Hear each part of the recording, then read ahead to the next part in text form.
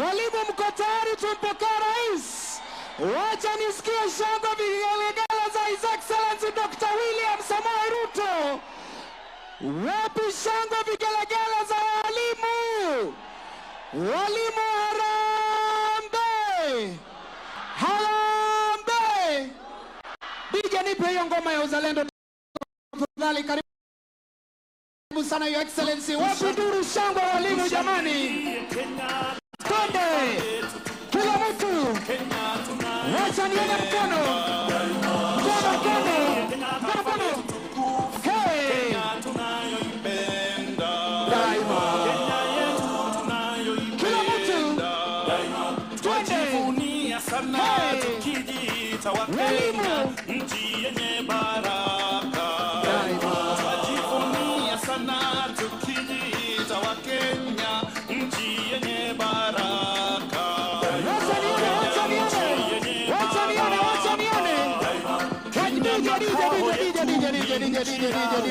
DJ. Walimu hoye! Walimu hoye! Walimu tumesema harambe! Your Excellency, tumeabudu sana na hawa walimu tangu asubuhi na walikuwa wameomba ukija tuabudu nawe namba 1. Kwa hivyo DJ nipe mkono wa bwana jamani. DJ. Walimu, shangwe na vigelegele za walimu wa nchi ya Kenya ziko wapi? Karibu sana Your Excellency. Asante sana. Makofi tafadhali ya kumkaribisha rais. Karibu sana. Tukiwa tumebaki tumesimama, nitamwalika Masi Ndungu kutoka NAT aje atuongoze kwa maombi. Karibu. Thank you. Na tuombe. Father, in the name of our Lord Jesus Christ, we come before you this morning with thanksgiving. Thank you, Lord, for the gift of life, good health, and journey mercies. Thank you, Lord, for assembling us here today, the teachers of this great nation. We thank you for our beloved President, His Excellency, Dr. William Samoei Ruto, and his entire government. Thank you, Lord, for continuously giving him the wisdom to lead and govern our nation. We recognize and appreciate that it is through your grace that he has achieved much for this country. Lord, we invite your divine presence here today. Direct and guide our thoughts, actions, hopes, and aspirations, and let your will be done. We pray for the teachers of this country. Bless them, Lord. As a country, we pray for resilience, patience, humility, and diligence as we serve in our great nation, Kenya, for the good of our people and for your glory. Amen. Amen. Naomba kwa heshima tuweze kuketi. Your Excellency Dr. William Samoei Ruto, President and Commander-in-Chief of the Kenya Defense Forces, Your Excellency the Deputy President, Professor Abraham Kithure Kindiki, the Cabinet Secretary for Education, Honorable Julius Migos Ogambo, Cabinet Secretaries present, Members of Parliament, NAT Secretary General, KUPPET Secretary General, KUSNET Miss Charity Misocho, KEPSHA Chairman, Kesha Chairman, and all teachers represented. All teachers, habari asubuhi. Habari asubuhi. Karibuni sana State House. Your Excellency, sir, with your permission, allow me to invite the Principal Secretary, Ambassador Julius Bitok, to come and just make some introductory remarks as we continue with the program. Tupigie makofi tafadhali, Bwana PS akija kutambulisha waliofika. Karibu.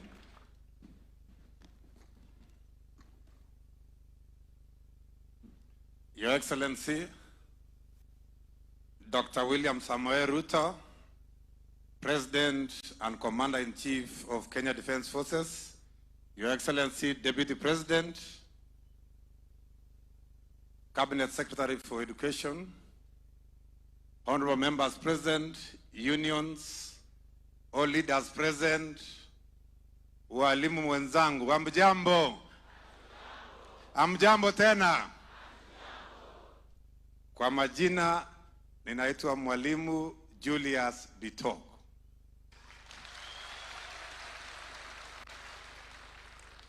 Your Excellency,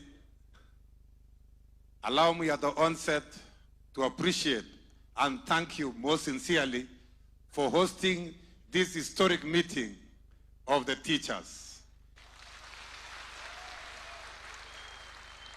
It is the first time in the history of this country that Your Excellency, in your busy schedule, you decided to invite teachers to Statehouse to have breakfast with you.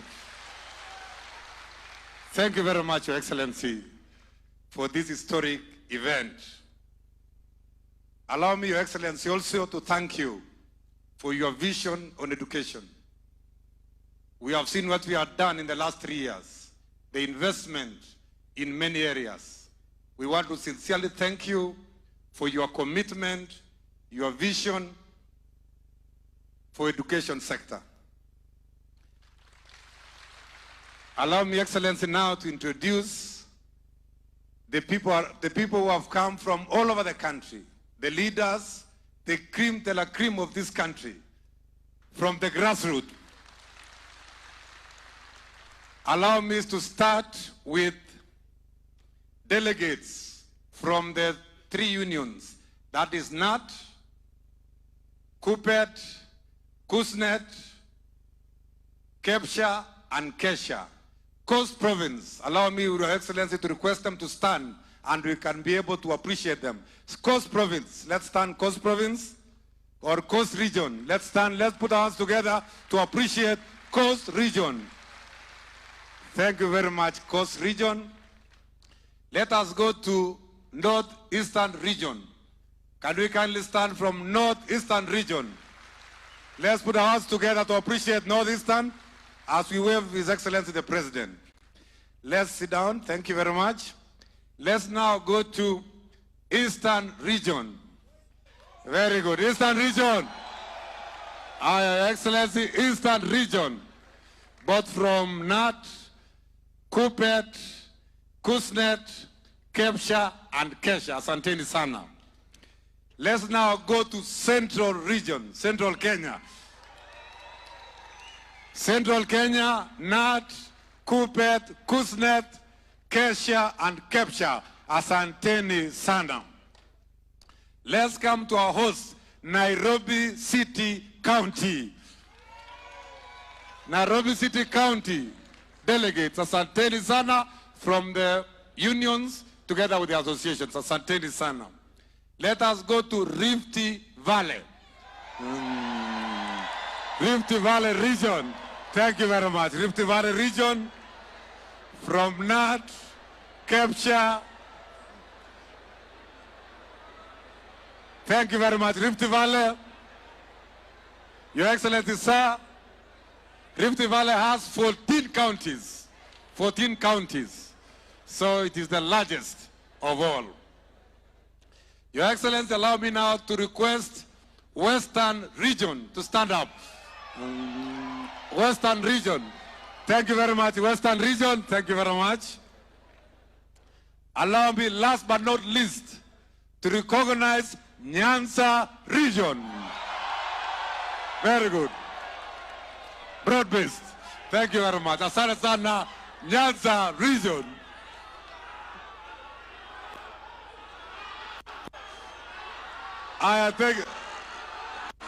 Thank you very much, Nyanza Region. Thank you very much, Nyanza Region. Thank you, Nyanza Region. Your Excellency, sir, in a very special way, there are leaders who have organized these teams. They are the national leadership. Allow me, Your Excellency, in a special way, to introduce the national leadership of Kenya National Union of Teachers, NAT, led by the Secretary General. That is the national office. Allow me again, Your Excellency, to request KUPPET, Kenya Union of Post-Primary Education Teachers, leaders, the national office, asanteni sana. Allow me also to recognize the national leadership of KUSNET, Kenya Union of Special Needs Education Teachers. Thank you very much. Thank you very much. Allow me, Your Excellency, also to introduce KEPSHA, Kenya Primary Heads Association National Leadership. Thank you very much, led by their chairman. Last but not least, allow me to introduce KESHA, Kenya Secondary Schools Heads Association, led by their chairman. Thank you very much, Your Excellency. Before I call the CS, allow me, Your Excellency, to only make one statement. That we have had preparatory meetings with the leaders of the unions and the associations. And they have given us their memoranda, which, Your Excellency, we have graciously shared with you. His Excellency, fellow teachers, has captured all our issues through your officials. The memorandum is duly signed, has been presented to His Excellency, and he is going to prosecute those issues, including the appreciation, including the asks, including the requests. All the issues have been captured by His Excellency as presented by your officials. Allow me, Your Excellency, now to invite Honorable Julius Migos, the Cabinet Secretary for Education.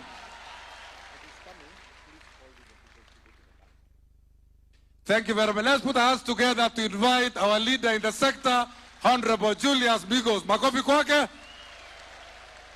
As the minister is coming, I've been requested to ask the national treasuries of organizations, National Treasurer NAT, National Treasurer KUPET, National Treasurer KUSNET, National Treasurer KEPSA, National Treasurer KESHA, to be able to, for some housekeeping matters,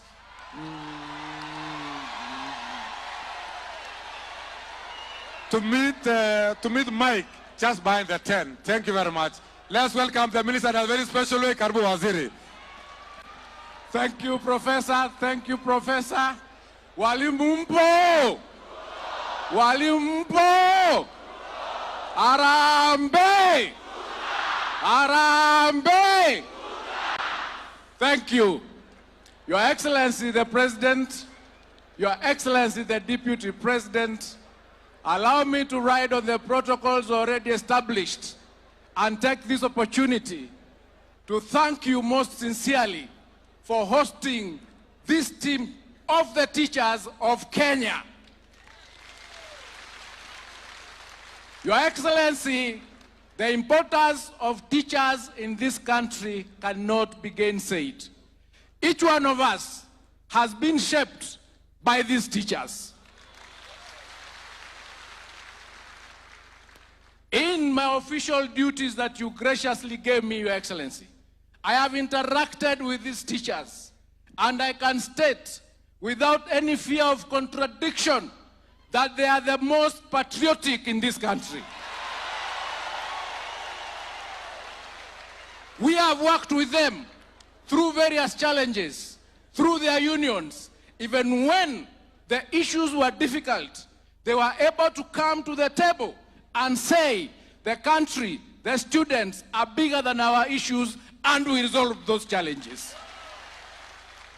I want to thank you most sincerely, teachers, for supporting the government. The government reformed, especially because we are reforming our education sector to make it that much better for our children. Thank you for all that you do.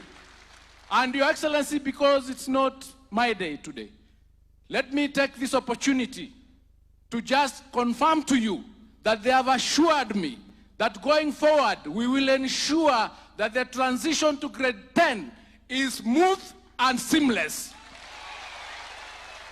And that they will support the government agenda because they understand how important the education sector is. Currently, we are undertaking a very important verification exercise of our institutions, of our enrollment numbers, and these teachers and their unions have supported that exercise so that we can clean up our sector and make sure it is the best sector in this country. Thank you for your support. Thank you for supporting the government. Thank you for supporting our children, and God will bless you. Thank you so much for everything that you do. We will work with you. As you know, some of us work very silently, but we resolve the challenges that we face, and the results are there to be seen. With those few remarks, let me take this opportunity to invite our Deputy President, Professor Kithure Kindiki, to make his remarks and invite the President. Fire si fire! Fire si fire! Moto si moto! Noma si noma! Karibu sana, Your Excellency. Hey. Aya. Your Excellency, the President, fellow teachers, Your Excellency, allow me just to say 3 quick things before I invite you. First is to recognize the role that teachers play in shaping the destiny and the future of the children of Kenya. Your Excellency, those adults who have been to school do not remember the teaching methods that they were taught with and the techniques, but they remember the teachers who helped them become what they are today. Teachers are the only people I know who lose sleep because of the children of other people.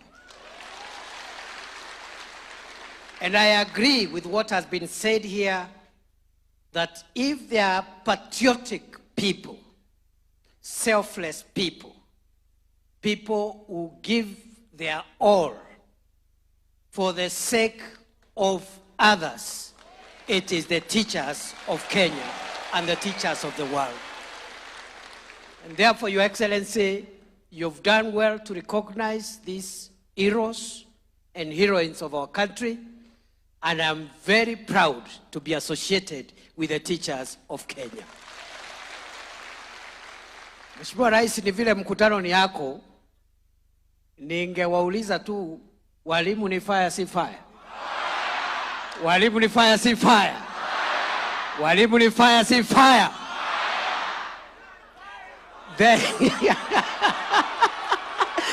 Ni two term. Walimu ni two term. Walimu ni two term. Wacha nione wale wanasema walimu ni two term, walimu ni two term, walimu ni two term. Walimu ni two term, walimu ni two term, walimu ni two term. Your Excellency, ni walimu wamesema. Si mimi nili. The second issue, Your Excellency, even as you are going to address us, you will tell us how far we've come as a country in improving our education system. The infrastructure and the number of teachers and other things that through you, our government has been able to do for our country. But Your Excellency, allow me just to mention that I'm also impressed, as a former teacher myself, to realize that Kenya, walimu ni fire si fire, walimu ni fire si fire, as one of you, because the teaching profession starts from elementary school, pre-primary, all the way to university. We are all educationists, we are all teachers. And therefore, I have realized that Kenya is one of the countries actually from the developing world that has achieved a 1-to-1 ratio for books to pupils. Many countries, even with a better education system, have not achieved the pupil-book ratio of 1-to-1. And the teachers are telling me, for that reason, for making their work easier, ni two term. Ni two term. Ni two term. Because a good book-student ratio enables a good quality, accessible education. Finally, Your Excellency, we have made some progress in terms of the student-teacher ratio. We are not very far off from achieving the target of 1 to 40 But maybe what we need to work with under your leadership and through our ministry is to handle the issue of distribution so that every part of Kenya, every school can have access to high quality, relevant, accessible, and affordable education. Mheshimiwa Rais, mimi sitaki kusema mengi kwa sababu leo mkutano ni wako. I am so excited to be among colleagues because, as I have said, much of my youth and much of my prime, I used it to nurture, to shape students at the university, and I am proud to be associated with teachers, educationists, and the people in this space. But let me mention some of the colleagues who are here before we invite His Excellency the President. As many of them would have wanted to speak, but today we don't want to crowd the program. We will have another opportunity elsewhere to engage with you. Hata mimi Rais akinikubalia, nitaitana hata mimi.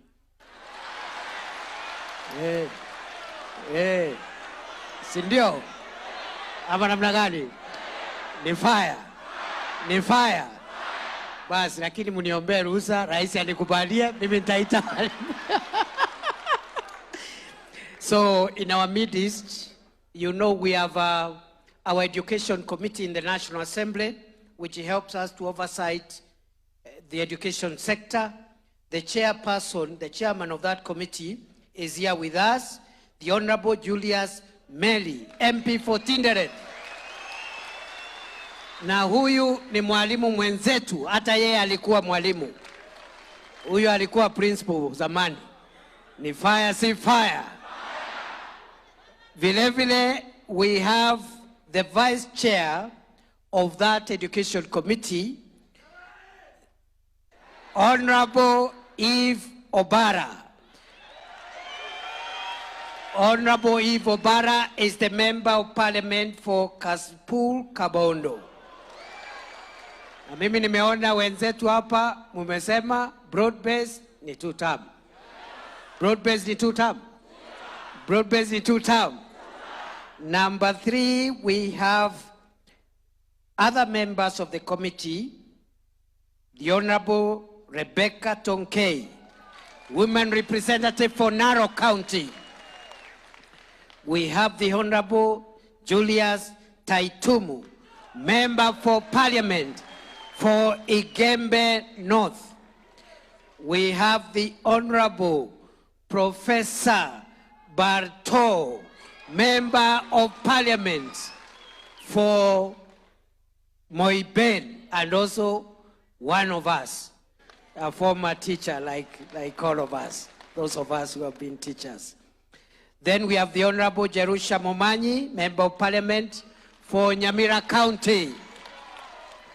And we have the Honorable Waalimu Peter Orero, MP for Kibra.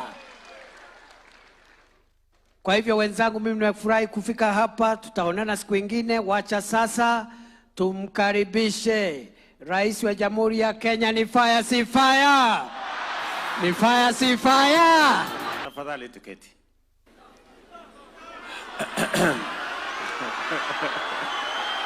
Asanteni sana. Ndugu walimu, hamjambo? Walimu hoye! Bwana Yesu asifiwe. Huyu naibu wangu mnamuonaje? Ni noma si noma? Ni fire si fire? Unajua ukitaka kufaulu, ukitaka kufaulu, unatafuta deputy amesoma kuliko wewe.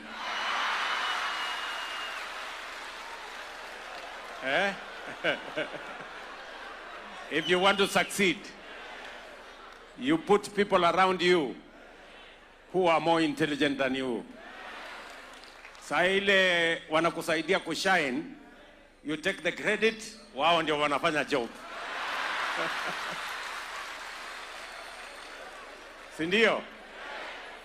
Nilikuwa na mwingine alikuwa analalamika hajasoma.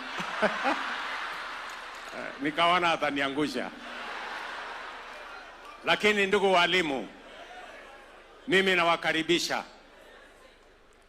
Asanteni sana kwa kubali mwito wangu munitembelee. Hii mkutano ya walimu mimi ndio nimeuliza. Na nimeuliza kwa sababu I have reasons why I want us to have this meeting. Mnanielewa? Najua kumekuwa na maswali mengi. Walimu wanaenda kufanya nini Statehouse? Mbona hii mkutano inafanyika Statehouse? Mbona sijui nini, maswali mingi. Mimi kwa sasa ndio mwenye hii boma. Ndio. Kwa kibali ya Mwenyezi Mungu na kwa kura zenu. Si ndio? Na mwenye kusema nani atakuja hapa na nani asikuje si ni mimi. Sasa nikisema walimu wakuje hapa kuna maswali? Iko maswali? Sasa karibuni. Na mjisikie mko nyumbani. Mimi najua ni mara ya kwanza kwa walimu kufika State House in this manner. Na mimi najua ni kwa sababu walimu wako na shughuli mingi. Kusomesha watoto wetu, kupanga mambo mengi, ndio hamujapata nafasi ya kufika State House. So mimi nasema kwa heshima mlinionipatia, mkawacha kazi zenu nyingi, mkapata nafasi yenu, mkanitembelea. I don't take it for granted and I say thank you very much. Na siku ingine, because I know you are busy people, siku ingine mkipata tena nafasi ingine kidogo, mnaweza kunitembelea.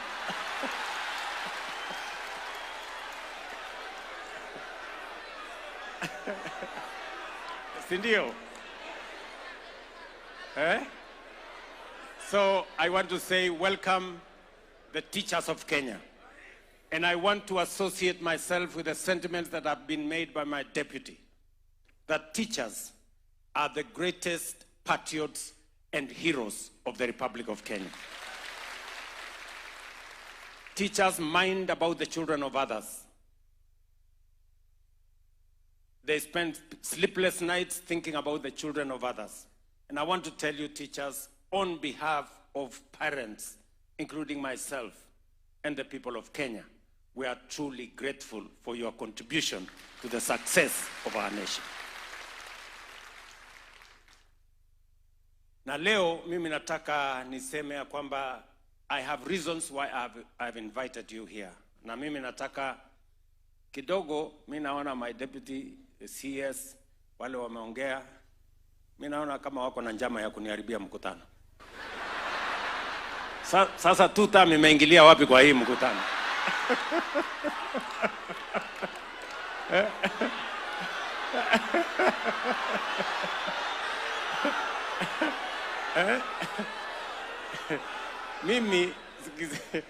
Mimi nimewaita hapa, si ndio?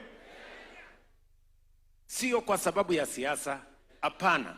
Mimi nimewaita hapa kwa sababu nataka tuongee mambo ya Kenya na mambo ya elimu. Two things. Mnanielewa? Lakini as always, unajua we have a very interesting country. Si ndio? Unajua Biblia inasema mahali kuna wawili wamekutana ama watatu, Mungu yuko kati yao. Si ndio? Lakini Kenya hii, mahali wawili ama watatu wamekutana, wanaongea siasa.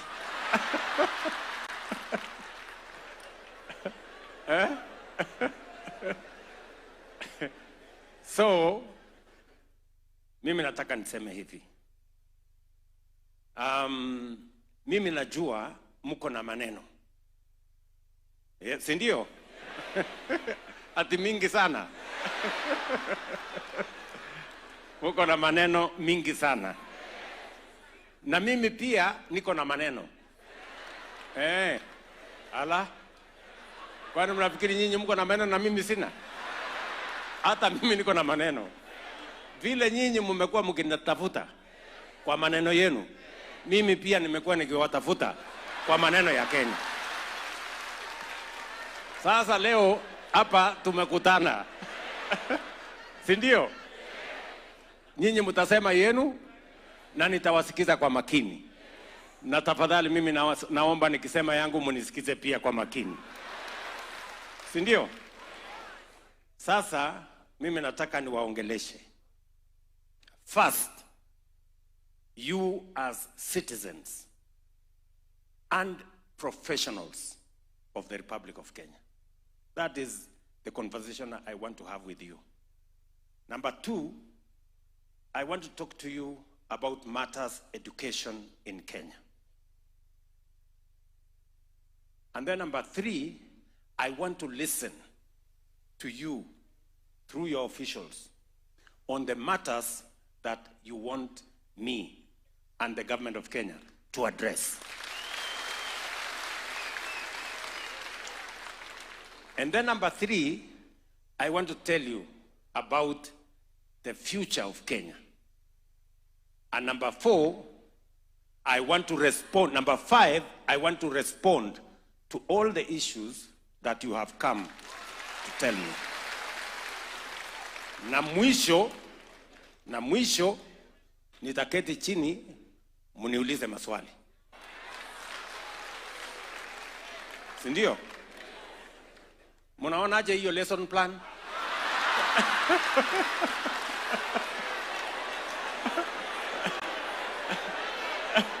Iko sawa? Hiyo lesson plan iko sawa? Iko sawa?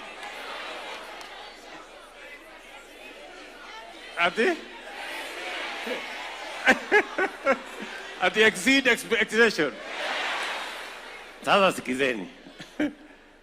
Mimi niliambiwa na mwalimu, unajua kwanza nawaletea salamu kutoka my former girlfriend,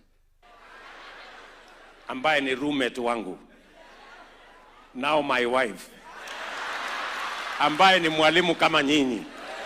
Amenikumbusha nilete salamu kwenu. Na alikuwa ananiambia lesson plan inaanza from the known.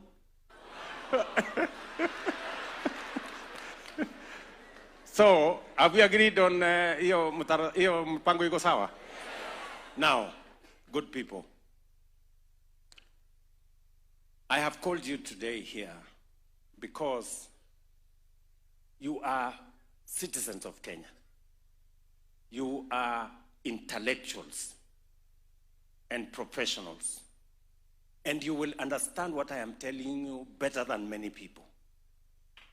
Are we together? And I want to tell you that where we are today is a product of leadership, is a product of education. And to be able to go forward, it is not so much about money, it is not so much about resources, it starts and stops with leadership. Leadership. And I'm going to talk to you, and I am deliberate about this meeting, because there is a conversation we must have as citizens of Kenya on our present, our past experiences, and the future of this country. We must have that conversation. And I want us to have it because this country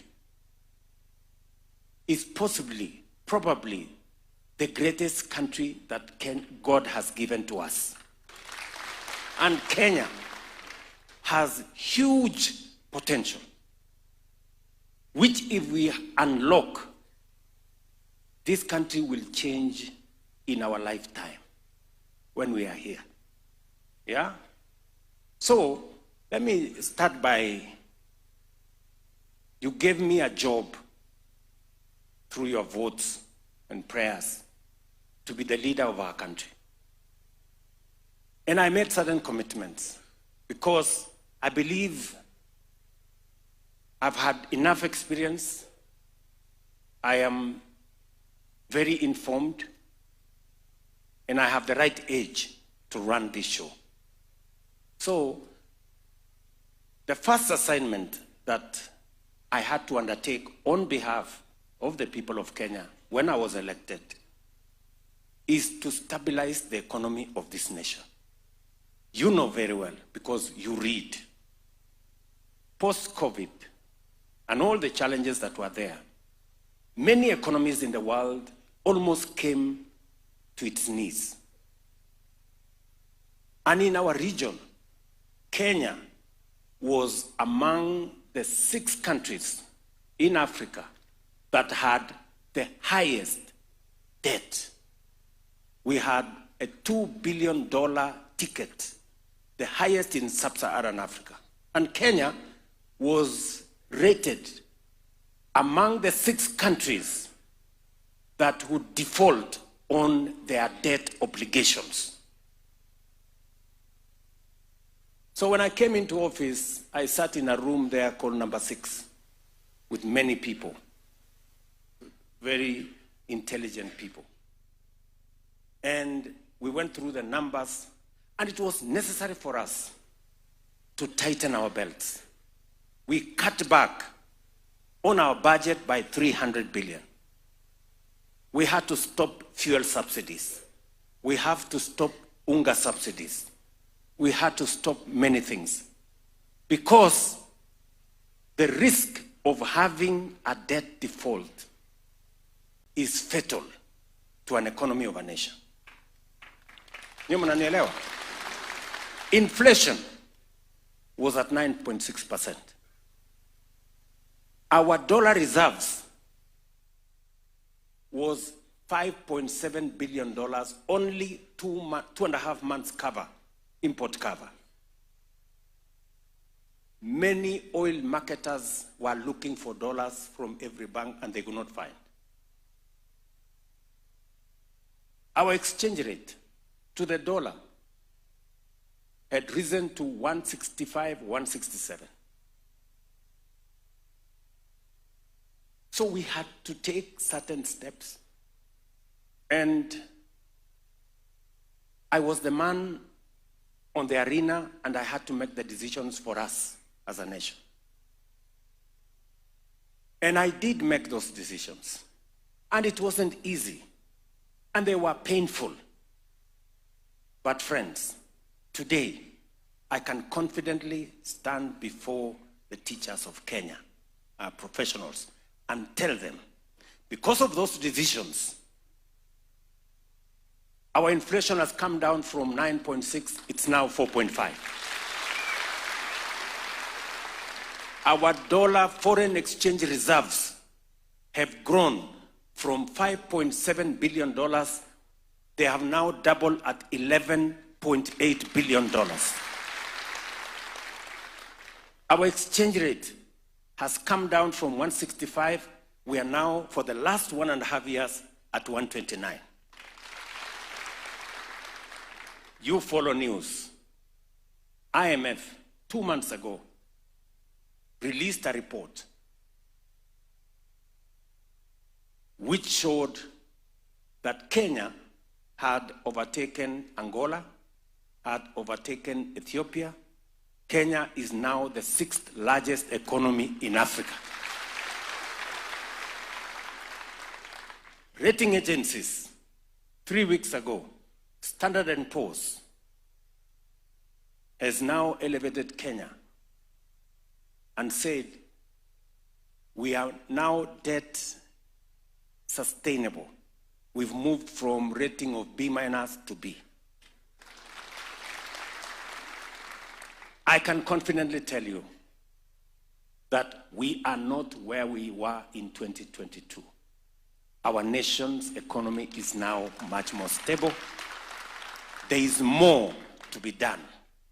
And you will see in the coming months the things we have lined up to do, because we still want to see inflation come down. We still want to see the exchange rate to the dollar come down slightly. And we still want to see our economy begin to grow yet again. So that was the first assignment. And I need to tell you so that you can understand where we are, where we've come from, so that we can design together where we want to go.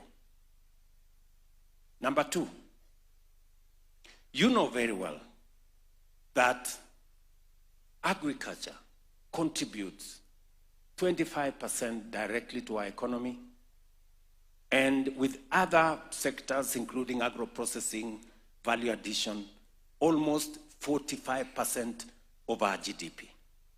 And if we don't fix agriculture, we cannot sustainably drive our economy. It became my assignment, and I told the people of Kenya that I am going to deal with the agricultural sector issues so that we can transform that sector, so that we can achieve food security, we can grow agro-processing and value addition to create jobs, and we can expand our exports and get more money. Where were we in 2022? Unga was at 240. Our sugar industry was in dire straits. The price of coffee was 60. Many farmers were thinking of how to get out of coffee. Many farmers were thinking how to get out of sugarcane growing. Milk was selling at between 32 shillings and 35 shillings. The whole agricultural sector had very high input costs. Fertilizer was at 7,000, 6,500, 7,000. Unanielewa? So, what did we have to do? First, I made the decision that we are not going to continue subsidizing consumption. Instead, we are going to subsidize production. And as a result, we put government money in fertilizer subsidy. We put government money in subsidizing our seeds and that sector. That is number one. Number two, we worked on getting rid of brokers and cartels and crooks in the agricultural sector. Those of you from Western Kenya, you know what was happening in the sugar industry. Sindio? You know what was happening in the sugar industry? The sugar industry had become captive and hostage to a few characters who determined who gets what, which license is issued, who goes where. And they were so daring and brazen. It took me to tell them, mambo ni matatu. Yes. Ama hamukusikia hiyo story? Yes. Kwani mngetaka nifanye nini? Watu wengine walisema ati nimethreaten watu. Hapana. Si ndio? This coffee sector was also a hostage of a few people. One person was a farmer. He has a license as a miller. He has a license as a broker. And he is the one buying coffee at the Nairobi Coffee Exchange. One person. Undermining everybody and causing confusion and making sure that they make the most money, farmers make the least. Munanielewa? So, we started by registering farmers, because if you want to have clarity on what interventions to carry out, you must work on the basis of data. You must have correct information. You must know. And that is why we started by registering every farmer. Today, I can tell you, in our Kiami's portal, we know we have the registration of every coffee farmer and their acreage, every tea farmer and their acreage, every sugarcane farmer and their acreage, every maize farmer and their acreage, wheat farmer, and on and on and on. We are now finalizing on our livestock farmers. As a result, because we are now working on the basis of data. We reduced the price of fertilizer to 2,500. We registered farmers. We got rid of the cartels. And we created new markets for our products. Today, working with China, we have removed tariffs for our exports of tea, coffee, macadamia, avocados to China. We've done the same with Japan. We are now working on India to create more markets. What are the results as I talk to you today? The average of price of milk has moved from 35 shillings to between 45 and 50. Those of you who are coffee farmers, you're here. The average price of coffee has moved from 60 shillings in 2022. The average now is 110, 120, up to 140. Sugarcane, where government was putting money every year. The millers, they take farmers' cane, they mill, they sell. They don't pay the farmer for 6 months. They don't pay workers for 2 years. Government has to step in. I can now confidently tell you that we have turned around the sugar sector. From a production of 500,000 tons in 2022, last year, we reached 815,000 metric tons. In the next 2 years, we will reach 1 million tons. And in 3 to 4 years, Kenya will be a net exporter of sugar. Nyinyi mnanielewa? We have already licensed 4 new sugar mills because people are beginning to discover that there is money in sugarcane farming. What was undermining that sugarcane farming is lack of transformation, cartels and crooks and people who were doing the wrong things in that sector.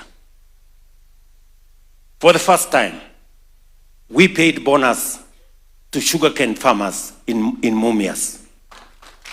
And I promise you, end of this year, we will do the same in Zoya, we will do the same in Chemelil, we will do the same in Moroni, we will do the same in Soni. We are not only turning around the sugarcane sector, farmers will make more money, and we will save as a country on foreign exchange. We don't have to import sugar. The net effect of our agricultural transformation is that maize farmers are making more money. You know, we raised the production of maize. Imagine we were importing a lot of maize into Kenya from all over the place. We were producing an average of 40 million bags. Last year, we produced 65 million bags. This year, by God's grace, our analysis, because we got better rains and we got better supply of fertilizer, we intend, our estimate is that we will get 75 million bags this year. What has happened? We have reduced by 70% imports of maize. We have reduced by 70% imports of sugar. And we have doubled our exports of dairy products. What am I saying? That sector is undergoing transformation. And I want to promise you that the 500 billion, imagine, 500 billion Kenya shillings we use every year to import food in the country. We've now cut it down from 500 billion to 300 billion. Our intention is that in the next 3 to 4 years, we will bring our import bill of food from that 500 billion, we are now at 300, we will bring it to 0. Because we can produce all our food in Kenya. We'll save on foreign exchange and we will put money in our farmers' pockets. Mnanielewa? Number 3, we agreed that we want to reform our education sector. You know, in 2022, citizens were not sure about CBC. In fact, As I campaigned in many parts of the country, parents, citizens were saying, let us abolish CBC. Ni kweli ama si kweli? Si ilikuwa namna hiyo? So my first assignment when I arrived here is to set up a presidential working party.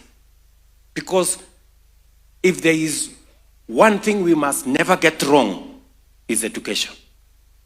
Because if we get it wrong in education, we fail as a country. That presidential working party worked with our manifesto.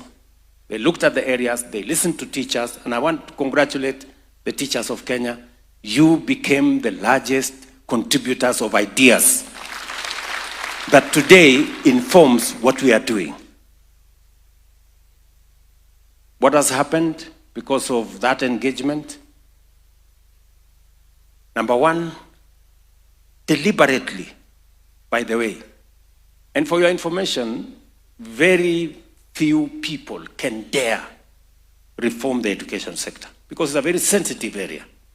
A friend of mine told me this education sector is very sensitive. Parents are very particular about their kids.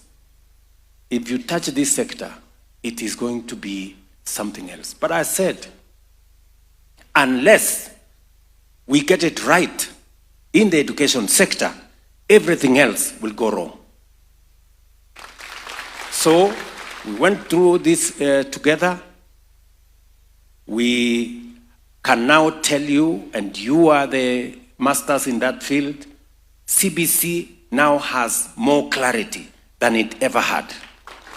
The transition of our kids is now clear, and I want to thank you for supporting that sector. Number two, I have increased the budget from the education sector from 540 billion in 2022. This year, it is at 702 billion. The largest increase in funding in the education sector in Kenya. And I'm not doing it because of guesswork. I am deliberate and intentional because I know any investment we make in the education sector is not an expenditure. It is an investment because we will get returns from it. You know very well, your teachers, we had huge gaps in our classrooms. Every administration was hiring 5,000 teachers every year. True or not true? That was the norm. We're hiring 5,000 teachers every year. I decided that we must do it differently. And I want to thank you very much because you understood what I was saying. You allowed us as government to hire huge numbers of teachers, even though we started with interns, because it was necessary for us first to have teachers in classroom, get them out of the streets, balance the money we have. And today, I can confidently say in this teachers meeting that we are slowly closing the gap on teacher-student ratio. We now have 76,000 teachers teaching. In January, we will have 100,000. And by 2027, we will have 120,000 teachers hired. Sasa mimi nataka niwaulize, kwa sababu nyinyi mnajua hesabu. Yeah? Other administrations have been hiring 5,000 teachers every year, right? We have hired by January 100,000 teachers in 3 years. Ni kweli ama si kweli? Sasa nyinyi kwa hesabu yenu, 100,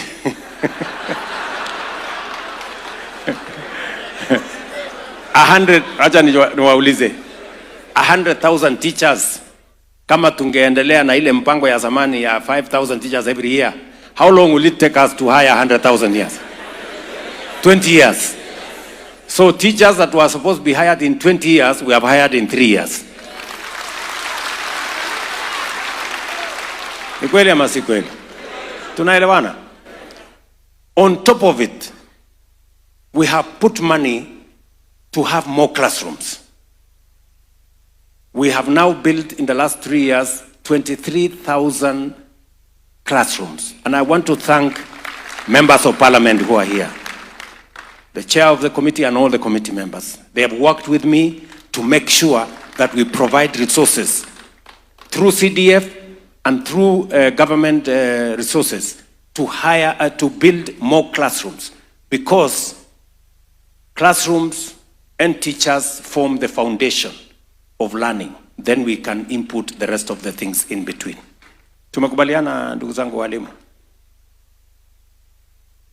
On top of that, it was necessary for us to look at funding.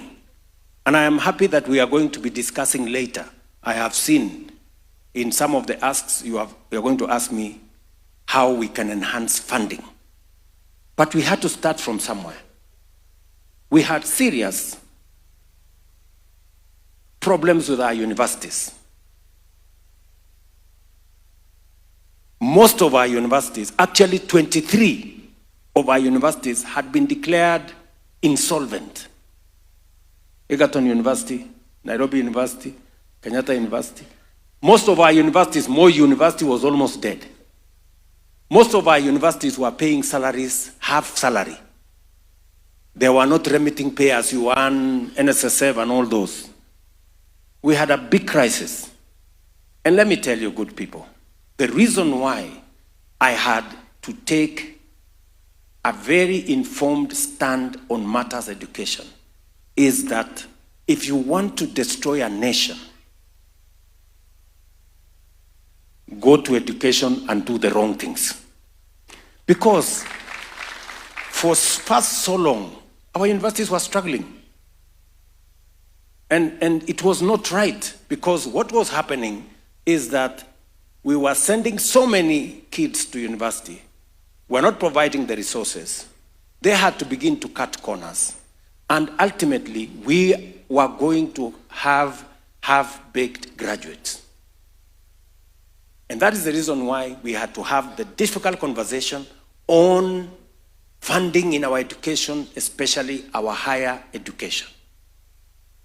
I can now confidently stand before you today that our higher education, ask any vice chancellor, the new student-centered model has increased resources available for teaching at the university.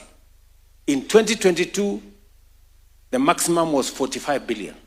If you go to this year's budget, it is 82 billion shillings, from 45 billion to 82 billion shillings this year. Universities can now pay salaries in full. They can pay their tax obligations. They can pay their suppliers.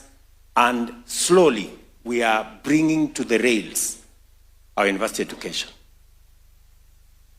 Our TVETs, the numbers in 2022, we had 340 students in Tibet. Now we have 720, and I have agreed with the ministry that we want to have 2 million by 2027 in our Tibets. And by the way, it is intentional. And I will tell you why. I'm going to tell you why.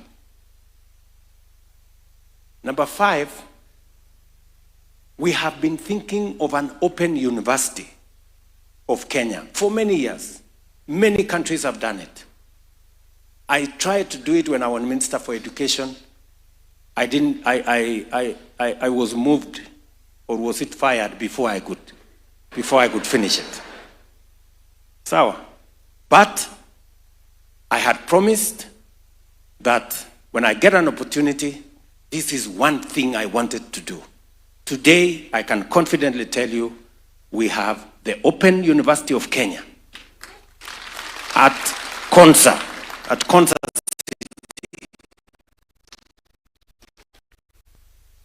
We now have 10,000 students in the Open University of Kenya.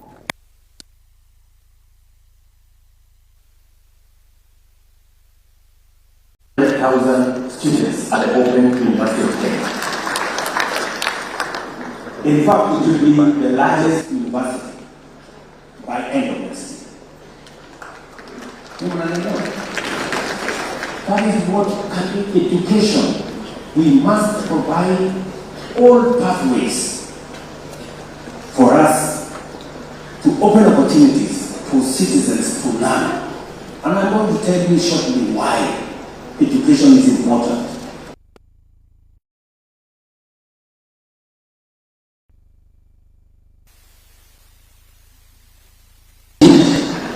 If we have to move Kenya to the next level, education is at the center. Mnanielewa marafiki zangu? Number 4. We have to sort out health. You know for a very long time that many people sold their houses, their property, their livestock, their plots, rambles, etc. for matters health. Some decided to stay at home and die because they don't know how they will pay if they go to hospital. Many Kenyans died of illnesses that could be treated, but because there was no mechanism. And that is why we undertook to say, let us have a paradigm shift in the delivery of health in Kenya. And this is not a conversation that started last year. Universal health coverage was in the NAC manifesto. Professor Anyang' Nyong'o was Minister for Health. He tried, he did not succeed. Universal health coverage was in the Grand Coalition. Charity Ngilu tried, we did not succeed. Universal health coverage was in the Jubilee Manifesto. It was among the big 4. Our minister then, Cecily Kariuki, we tried, we did not succeed. Strangely, in the last election, universal health coverage was in the Kenya Kwanza Manifesto, and it was also in the Azimio Manifesto. Unanielewa? So it is something we agree, all of us, that it is something to be done. But nani atafanya ndio kizungumkuti. So that's why this time round, I said, whatever it takes. Niitwe Zakayo, niitwe nani, ni sawa, lakini this thing, we must do it.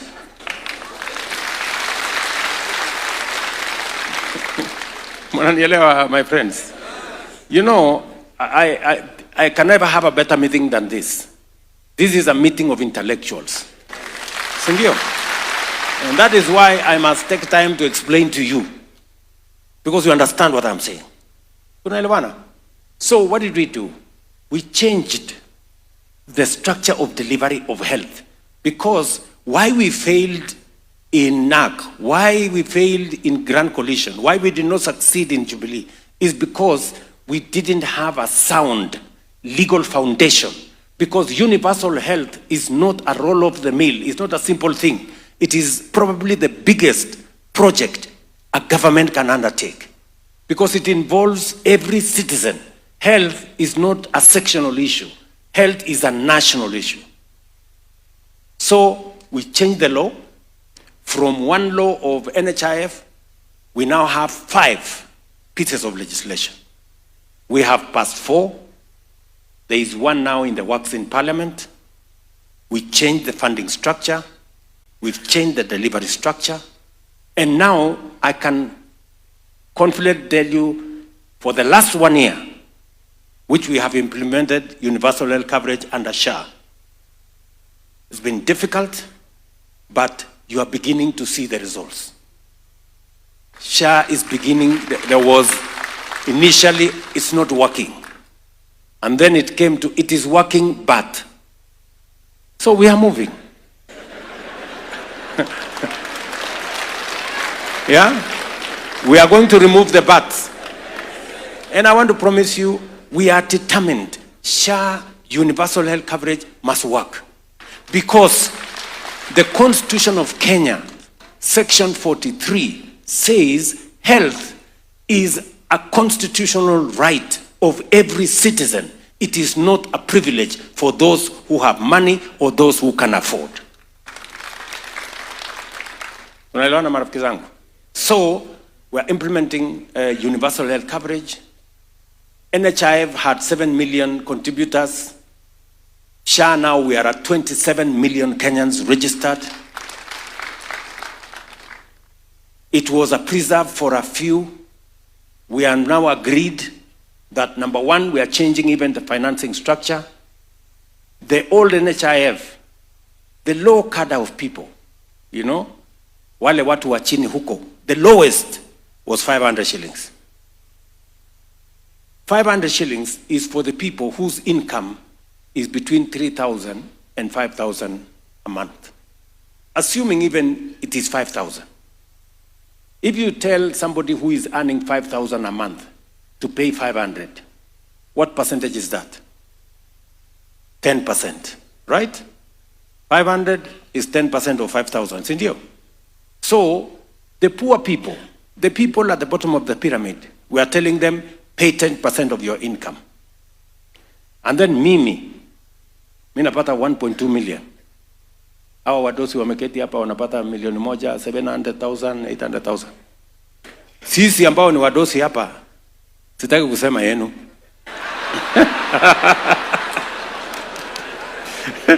Sindio?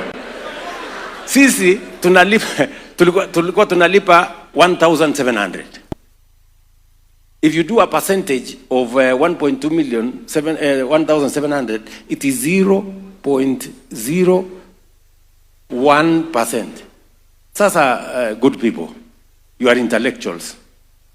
The poor are paying 10%. The rich are paying 0.00. Is there any fairness? Is there any logic? Tunaelewana?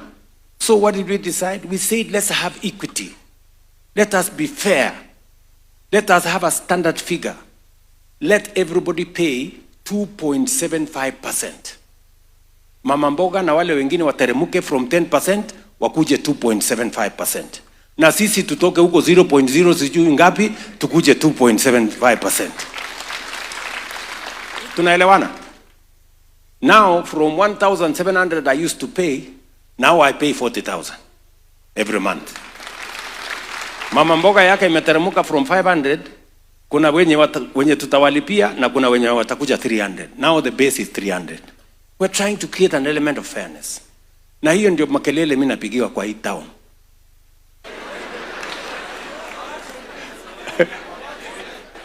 It's because, you know, we're just trying to be fair, good people. Why is anybody against fairness? So what has happened? We are raising more money. We used to raise 2.6 billion. Now we are raising 7 billion shillings every month to deal with health. And now we have put money in the budget. We've said citizens, and I want to tell you, and I'm going to discuss with you your own medical scheme later, because these people are going to ask me. Tunaelewana? Yes, and I'm going to tell you what we are going to do on your medical bill. Because today, access for teachers is 7%. Access for civil servants is 14%. Ni mnanielewa? So there is something wrong with the medical cover. And I know these good people, these representatives of yours, they have already captured it. And I am going to tell you how we are going to solve it. Tunaelewana marafiki zangu? So, I can now confidently tell you that SHA is working. We are going to make it work better. You can now hear testimonies of citizens who are telling you SHA paid for me 20,000, 50,000, 100,000, 500,000, and all that. Something that we used not to hear before. And it is just 1 year. In fact, tutafikisha 1 year, tutafikisha 1 year October. Ni mnanielewa? What we are also going to do, we are going to get rid of crooks. You know, wale wakora matapeli wanaibia sisi pesa ya wagonjwa. Just imagine, good people, I must tell you this. Just imagine there was a hospital here in Kino, naitwa St. Catherine, hapo. Ati walikuwa wanafanya operations more than Kenyatta Hospital. Pale Kino. So we became interested. It must be a very big hospital, doing all this. Kufika pale Kino, iko kwa kona. Second floor kwa kona. Watu wamejazana hapo ndani. There is no upasuaji going on. Ni kujaza makaratasi tu ya fake claims. Na wanajaza hata bila akili. Yani wana mtu mmoja wana file claim amekuwa amputated. Next week amekuwa amputated. The next week amekuwa amputated. Sasa unakuta mtu mmoja amekatwa miguu 10 times.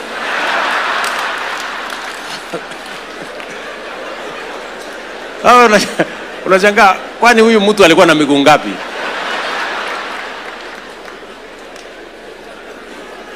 Mnanielewa?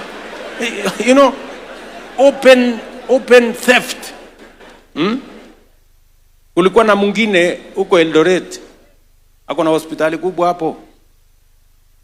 Lakini kwa hiyo hospitali there are more accountants than doctors. Sasa unajiuliza accountants wanafanya nini kwa hospitali? I thought we needed more people, more nurses, clinical officers. Fake claims. That is why when we were closing NHIF, there were debts of 32 billion. 32 billion madeni ya ukora. So tukawaambia, okay, we are ready to pay this debt. Leteni makaratasi tufanye verification. Waziri akagazette verification committee so that we can pay you your claims. Wakaenda kotini kusimamisha verification. What does that tell you? The claims are fake. Because if you genuinely have a claim, why don't you want it verified? Useme, I treated so and so, these are the numbers. Ndio huyo mtu nilitreat, ndio huyo nilifanya, ndio huyo nilifanya. So, what we have done now, admission is on a digital platform. Discharge is on a digital platform. We are now moving to biometrics. An ID is not going to be enough. Ukifika hospitali, weka kidole, tunajua huyu ni mtu fulani, endelea. Kwa sababu wengine hata wanachukua ID ya mtu amekufa anakuja kufanyia ukora. Tunaelewana jameni? Running Kenya is a difficult job. Unajua saa zingine watu wako na akili ni very difficult kurun kwa sababu wanapanga akili kitu mzuri na pia wanapangia akili mambo mengine ya kombo. Tunaelewana? So all I want to tell you is that we will deal with fraud, we will deal with fake claims. You saw an incident in Mumias juzi. Tumuliona kwa magazeti sijui. Bishop moja amesimama hapo amesema hii watu ni bure kabisa. Hii hakuna kitu. Karibu tunafunga hospitali. We cannot pay our workers. Wamelipa sisi only 9 million. Na tumeweka claims juu ya karibu 100 million. Nikaona sasa askofu ako na kola. Nikasema this must be serious. Nikapigia waziri. Niambia waziri, umesikia maneno ya huyu askofu? Amesema Musalia amesema uongo, hakuna tujapatiwa pesa. Nikamwambia mniletee data. Aletewa data. Ndio hii cash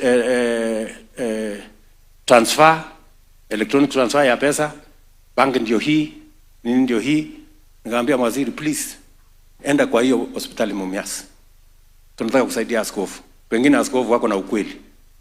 Kufika Mumias, askofu amepatiwa, bwana askofu, ndio hii makaratasi. Siku fulani ulilipwa pesa fulani, mpaka tukaita bank manager wao. Bank manager ana confirm tulipata hii pesa. Ya hiyo hospitali inaitwa sijui St. Mary's. Tulipata 98 million. Ni mnanielewa? Askofu ndio huyo, I'm sorry, I was misled. Really? You know? Nyinyi mnanielewa? Wenye kumwambia askofu hiyo story yote ni watu yake kwa hospitali wameiba from his own hospital. Nyinyi mnanielewa marafiki zangu? So we are going to deal with fraud. Mutasikia makelele, but it is because we have, if we don't deal with fraud, we will not succeed in anything. So I just want to confirm to you, we are going to make sure that that health sector works. Lastly, because I just needed to give you a small brief of the assignment you gave me as the President of Kenya. Lastly, it matters to create jobs for our young people. And you know, jobs don't happen. They are as a result of deliberate, intentional policy decisions. That's how you create jobs. That's how jobs are created everywhere in the world. So we have 4 pathways that we intentionally decided we are going to pursue for us to get young people. As we invest in education, we must also find pathways for them to be meaningfully engaged. So number 1 is our housing program. Many people ask me, wewe, nani alikuambia tunahitaji manyumba? Si kila mtu uko kwake. Simulisikia hiyo story. Who told you? But let me ask you, good people, sindio? If you look at the manifestos of all parties, for the last 30 years, housing was a permanent fixture. Housing, my friend, former Prime Minister, alianza the first slum upgrading during the Clan Coalition government hapa. Ndio? Because housing was part of the plan then. Jubilee Manifesto, for those of you who are in Jubilee, among the big 4, one of them was housing. In this last election, hii election imepita, manifesto ya Kenya Kwanza ilikuwa na housing. Manifesto ya Azimio ilikuwa na housing. Complete with 1.5% levy. Ilikuwa kwa, go and read the manifesto ya Azimio. Sasa, sisi wote tunakubaliana, this is something what we must do. And we must do housing for 4 reasons. Number 1, we have 7 million people living in slums. Urbanization is a reality we must live with. The future is urban. Whether you like it or not, by 2050, half our population, half the world's population, including that of Kenya, will be living in cities. So either they come to live in cities, in slums, or we begin to make sure that there is decent housing. Ni mnanielewa? So, na hii housing tulikuwa naye tangu zamani. So when it came to Jubilee, mimi na Uhuru Kenyatta, my boss, tukasema we must implement this thing. Tukapitisha sheria, tukapanga ile mambo yote. Kwanza my friend Uhuru akaniambia, I have a very good person, a very good professional, ako South Africa, anaitwa Charles Hinga. Tuende tumtafute. Tukaenda tukamtafuta huyu Hinga, tukamlete. Tukamfanya PS housing. Tukasukuma gurudumu, tukaenda bunge. Kila kitu iko tayari. Levy ikaanza, kelele ikaanza. Sasa kelele. Sasa one morning Uhuru akanipigia simu, William, kuja. Yes, Bwana President. Akaniambia, wewe, siwe uko na nyumba? Nikama Bwana President, mimi niko na nyumba. Sasa hii kelele yote hii tunapigiwa, hii ni ya nini? Kama watu hawataki hii mambo ya housing wakwende, wacha hii kitu ipotee. Housing ikazamia hapo. Nyinyi mnanielewa? Shida last election manifesto ya Jubilee ya Kenya Kwanza housing. Manifesto ya Azimio housing. Si ndio? Si mimi nimekakuja nikasema wacha ni hii kitu imetusumbua muda mrefu. Let me be the one to bail the cat. Si ndio? Housing ndio hiyo, tumepitisha, wabunge wamenisaidia wamepitisha, kila kitu iko tayari, levy ndio hiyo. Kelele. Zakayo, kotini, sijui wapi, maandamano. Lakini mimi nikasema, wacha watu wanifanyie maandamano. What is the problem? We must do this thing. Kama namna gani, my friends? Si ndio? Because transformation is not easy. Transformation is not a walk in the park.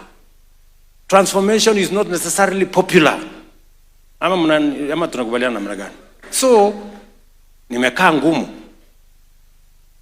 Ndio hiyo housing ime take place. Kotini tumepelekwa, tunajaribu kukatakata kuona huko na makotini. Makesi mingi. Leo, friends, we are building 170,000 houses in Kenya. 400 markets are being built.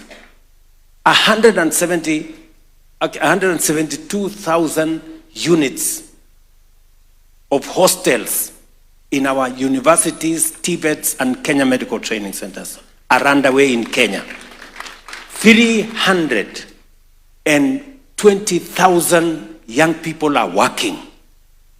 By end of this year, we will have 600,000 people working. By end of next year, we will have 1 million people working. Architects, quantity surveyors, engineers, plumbers, technicians, artisans, electricians, masons, what name them. The whole industry around cement production is up almost double. Steel production is up almost double. Transportation and everybody in between. Our economy today is recording strides because of affordable housing. Ni mnanielewa? Today they are feasible. I challenge you, those of you who live in Nairobi, go to Mukuru, go and see. Go to Kakamega. There is no town in Kenya today that affordable housing is not the largest estate. From Mandera, Kitui, Machakos, Nairobi, Kiambu, Embu, Nyeri, all the way. I was in Kisumu, I was in Homa Bay, go to Migori, go to, my friends. And what you are seeing today is just work of 1.5 years. Explain to me, in 10 years, in 20 years, I promise you, you will not recognize Kenya. Yes. Nyinyi mnanielewa? That is what is called transformation. Sasa nyinyi, kama ningepigiwa kelele, nifanyiwe maandamano, niwachane na hii program ya housing, how are we going to transform this nation? Explain to me. How are we going to change this nation? Tuendelee tu na ile mambo ya zamani? Niendelee tu kupigiwa makofi so that ni watu wafurahi? What is that? Mnanielewa? And I am talking to you this way because you are intellectuals, you understand what I am saying. You can see what I'm saying. Today, we are going to sign here an MOU so that teachers can get 20% of all the housing we are constructing in Kenya. Yes. Sijui kama tunaelewana. Tuko pamoja? Waalimu. So, listen. That is how we change a nation. That is how you change a nation. Number two, we are working on making sure that apart from creating jobs in this space, and my target is that we will create 1 million jobs in this space, we must create another 1 million jobs on our digital platform. Digital jobs is another avenue. We are currently rolling out fiber optic infrastructure in Kenya. We have done 24,000 kilometers. We want to get it to 100,000 kilometers. We want every ward. Unanisikia? If you go to Tatu City, Kenda ba Tatu City, I was there last year. Na nilienda kufungua one building that has 5,000 young Kenyans working for American companies from Ruiru here. They are working for American companies, digital jobs from Ruiru here. We are rolling out fiber optic because we want an ICT hub in every ward in the Republic of Kenya. And I will tell you, that is what it is. We want to roll out. We can also create 1 million jobs already from places like Tatu City and all the ICT hubs and the Jitume hubs. We have already 180,000 young people monetizing their talent, earning money in the digital space. We want to create 1 million of those young people in the digital space. Number three, because of teachers and because of our teaching, we have the best human capital anywhere in the world. Foreign companies, if you give them a choice between hiring a Kenyan and hiring any other person, they will want to hire a Kenyan. Why? We speak good English. Kenyans require very little supervision. You know? This is information foreign companies are telling us. We have the right work ethic. Wakenya ni watu wa kujituma.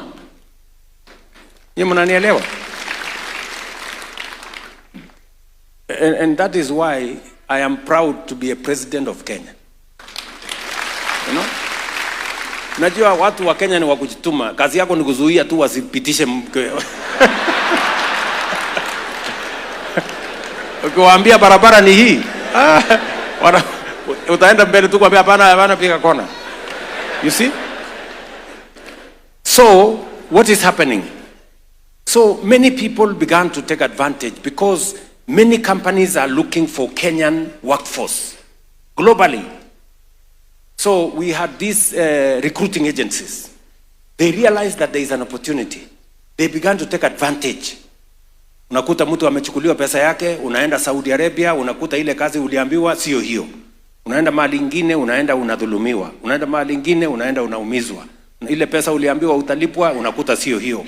So when we came in, we straightened what we call National Employment Authority. Tukafukuza hawa employment recruiting agencies, almost 1,000 of them, that were crooks. We have streamlined that space. We have streamlined the registration of recruiting agencies. We have signed bilateral labor agreement with countries where Kenyans go to work. That bilateral labor agreement gives us the knowledge. Now we know any Kenyan who is going to work in UAE, Saudi Arabia, Germany, France, America, wherever, Austria. Now we know what job are they doing, how much money are they being paid, and we have refused in certain instances that if you are not paying this amount, we have a minimum. We are not going to allow a Kenyan to go out of the country to go and earn 5,000. We have a minimum pay that we demand from those countries. If you have a job to work outside, we have created a green channel. If you have a job, a letter of employment in a foreign country, your passport takes 2 to 3 days, you have it. We have created a green channel. As a result, because you have heard me keep talking about export of labor or labor mobility, Africa is going to provide the largest workforce globally by 2050. Because other countries have aging populations. Nyinyi mnanielewa? So between 2023 and today, 2 years, 430,000 Kenyans are working abroad. Every month, we send between 7,000 and 8,000 Kenyans. Every month. We know their names. We know where they're going to work. We know how much money they're going to earn. And we know when they get into trouble how to get them back home. I told you, jobs are as a result of deliberate government policy. They don't just happen. We have to organize policy and direct resources in the right place. Today, those who cannot afford to pay a ticket through National Youth Development Fund, we can now advance them money, which they pay within 6 months, for them to buy tickets, them to pay whatever they want to pay, go work abroad, send us money, grow the country. What has happened? We have increased foreign remittance by $1 billion. It was $4 billion in 2022. This year, it was $4.9 billion US. Nyinyi mnanielewa? Because of millions of Kenyans who are working abroad and they are sending money back home. It is the reason why our reserves at Central Bank are growing. Good people. I was talking about jobs. Jobs because of housing, markets, hostels, jobs through digital jobs, jobs using export of labor. These are deliberate intentions, and we can quantify how many people have gotten jobs. It's no longer a game of guesswork. I have told you this story. Now I'm going to tell you one, kidogo, because I want to persuade you as intellectuals that this country has tremendous potential and we can change this country from a third world to a first world in our lifetime. That is the conversation I want to have with you. Yeah? And I want to give you a context. Malaysia, Singapore, South Korea were at the same level of development, more or less, like Kenya in 1963. In fact, let me specifically, and I want you to go and read. Take some time. Read about South Korea. South Korea in 1963 was exactly like Kenya in terms of education. They are an agricultural economy like us. The level of education was like ours. Their GDP per capita was actually 78, Kenya's was 80. Were the same in 1963. Today, South Korea, their GDP per capita is 20 times that of Kenya. Nyinyi mnanielewa? 20 times. Our GDP per capita is $2,200 US. Theirs is close to 40,000. Nyinyi mnanielewa? Malaysia, Singapore, and I invited the president of Singapore, alikuja kunitembelea hapa 2023. They were almost at the same level with us. Today, Singapore has 95%, almost actually 98% of their citizens are homeowners. Kenya, 7 million people are living in slums. You see the difference? 98% of their citizens are homeowners. Where to 7 million are in slums. Forget about home ownership. Home ownership ndio hii sasa tunapanga na affordable housing. Singapore was a slum like Kibera yetu hii. Watu walikuwa wanapika pombe, wako na nguruwe hapo, wako na kuku mbili. If you see the pictures, if you see the pictures, yeah, Singapore, it is exactly Kibera. Today, Singapore is in the first world. Their GDP per capita is 156,000. Yetu ni 2,200. Ni mnanielewa? What is the difference? Leadership only, nothing else. Leadership ndio imeleta hiyo difference. And I'm talking to leaders here today, you. Mnanielewa? I'm talking to you as leaders. We can change this country. China moved from being one of the poorest countries in the world to the second largest economy in 30 years. Why am I telling you this? I am trying to persuade you that it is doable. It is doable. You are the intellectual community of Kenya. If Kenya is going to change, you are the agents of that change. My friends, teachers, this is the reason I called you here today. Because we, as the leaders, we are the ones standing between Kenya,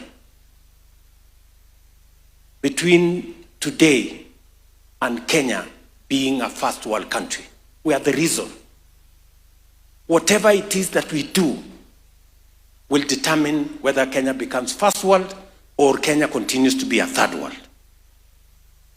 And if you had any doubt in your mind that this is doable, let me give you some examples of what is possible to be achieved if we make the right decisions. Number one, those countries have learned the practice of savings. China's savings as a percentage of a percentage of GDP is 55. Kenya's percentage of savings as a percentage of GDP is 10. Which means everything we get, we consume. We forget that there is tomorrow and there is the day after.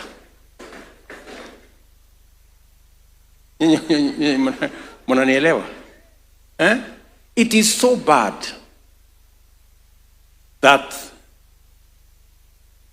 we tried in 2016 with my friend Uhuru Kenyatta. We said we must change this because we are embarrassed. Even our neighbors, just imagine, good people, Uganda is half our economy.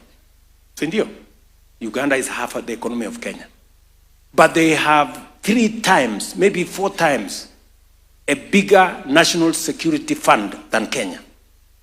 Why? Because for 40 years, tumekuwa tukicontribute shilingi 200 kwa NSSF, 200 shillings. Mtu ana earn 50,000, 200 shillings. Mtu ana earn 100,000, 200 shillings. Mtu ana earn 200 shillings. Na contribute 200, employer ana contribute 200.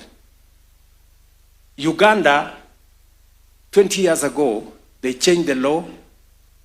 Employee 10%, employer 5%. Tanzania, they changed the law. Employee 8%, employer 7%.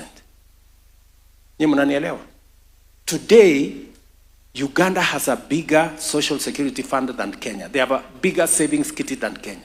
Tanzania, which is 60% of our economy, has a bigger social security fund than Kenya. In fact, Tanzania social security fund is building a 24 building here in Upper Hill. Mimi niliulizwa niende nianzishe. Nyinyi mnanielewa? Sisi tuko pale kwa 200.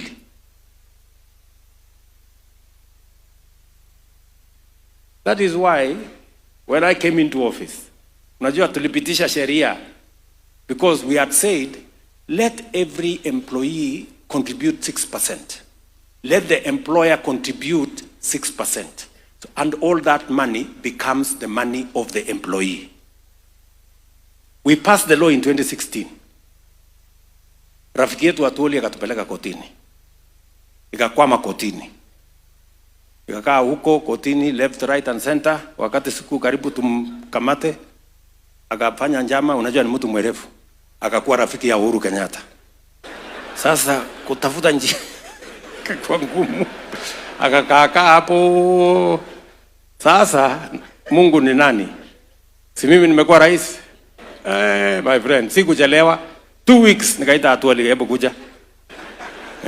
Tukaketi chini na yeye, habari mzee, namna hiyo mzuri Sasa wewe hii kesi iko kotini. Unataka tuendelee ku 200 for how long? Do you know the damage we are doing to ourselves? Other countries are making progress.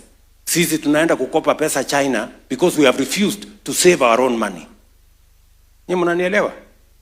Atwoli akawa mzee mungwana, akanisikiza, akaniambia nimekubali. Kesi ikatoka kotini. Kila mtu sasa analipa 6% NSSF. Employers wenu wanalipa 6%. Do you know what? Let me give you the statistics now. From independence to 2013, we had raised 320 billion. From independence to 2023, hii ya juzi, not 2013. And I want you to mark the numbers. From independence to 2023, we had raised 320 billion. In the last 2 years, we have raised another 320 billion. We have doubled our 60 years of savings in just 2 years.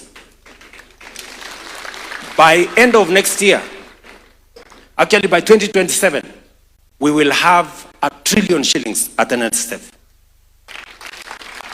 Tell me what is going to happen in 5 years. Tell me what is going to happen in 10 years. Tell me what's going to happen in 20 years. The net effect, we will not be borrowing money from China. We will be borrowing our own money, doing roads, doing water, paying our own people, growing our own economy. What am I trying to tell you? I'm trying to tell you it is possible. You know, kuna mtu amekufa hapa kwa sababu amecontribute 6% to NSSF. Many of you even are not aware I am the one telling you. Mnanielewa? That is how you change a country. Look at what we have done in housing. I'm just giving you, let me give you 3 examples. Why I believe we can move this country from a third world to a first world in our lifetime. What we done in NSSF, I've just given you the numbers. Look at what we have done in housing. Today, we have issued contracts for markets, for hostels, for housing, worth 600 billion. 600 billion. Not money borrowed from anybody. Our own resources. That whole housing thing you see, not a single shilling has been borrowed from anywhere. If you had asked me to go and look for 600 billion shillings to come and do housing, ningetembea na magoti in all the towns and all the cities, and I would not get it. Taenda Marekani, uende NSSF, ile ingine inaitwa ni IMF, Wende ingine inaitwa World Bank, you will not get it. But look at what our own resources, from our own money, look at what we can do. Ni mnanielewa? Look at what we have done in health. Do you know how much money has been made available in health? From our own contributions in SHA, we're going to have something like 90 billion every year. From our own resources in equipment, we have mobilized, we have designed innovative, creative mechanism of delivery of equipment. We are now taking equipment to hospitals worth 200 billion shillings. Not equipment we have paid for, equipment we have structured, how they are going to deploy their own equipment, we pay them for service, and we make sure that we deliver health. So we are mobilizing close to 300 billion shillings, using our own money, using our own intellectual capacity to deploy and to provide health to our citizens. Look at what we have done in education. Look at what we have done in roads. Today, we are moving all the road contractors that had stalled back to the roads. Why? Because we used our own creativity. With these members of parliament, we securitized some of the revenues we had. We raised 175 billion. We are on the road raising another 120 billion. We will have 300 billion shillings to do roads in Kenya. Money we have not borrowed from IMF or World Bank, our own resources. Good people, I am telling you, it is possible for us to change this country in our lifetime. And I want to persuade you, and this is the reason why I called you, as intellectuals, I want to persuade you that we agree that we can change, we move Kenya from third world to first world in the next 30 years. Nyinyi mnanielewa? Nyinyi mnanielewa? If South Korea could do it, we can do it. If Singapore could do it, we can do it. And we have demonstrated, I have shown you that it is possible. Hii makelele tulikuwa tunapigiana hapa na maandamano, you can see the results in housing.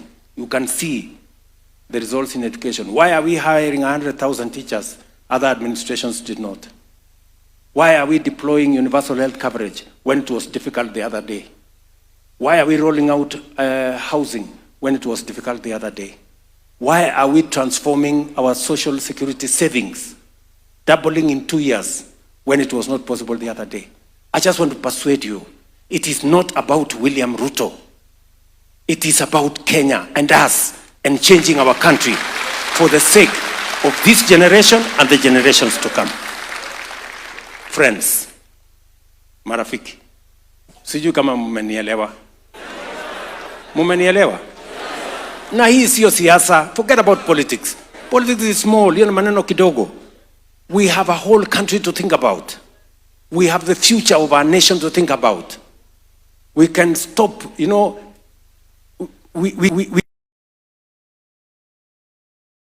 be able to everybody,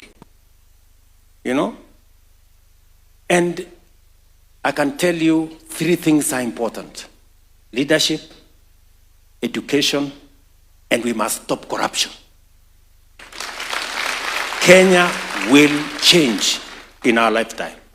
And I have every intention to do my bit. I'm asking you to do yours. I'm asking you to help me.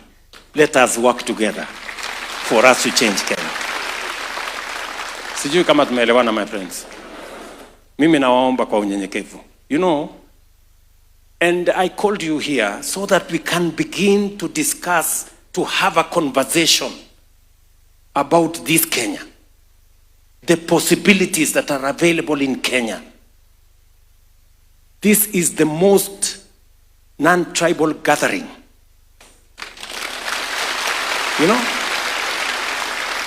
This is not about a political party.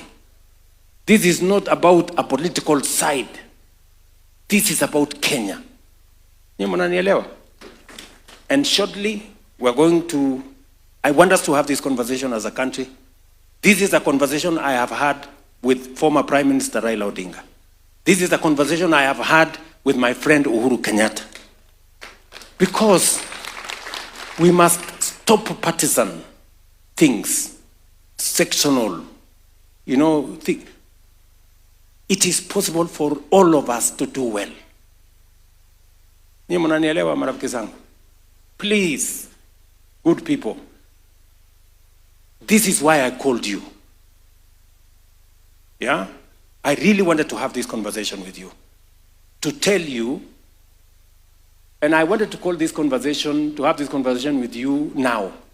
Because if I had this conversation with you 3 years ago, you would tell me housing is not possible. You would tell me universal coverage is not possible. You would tell me reforming NSSF is not possible. Nikasema wacha kwanza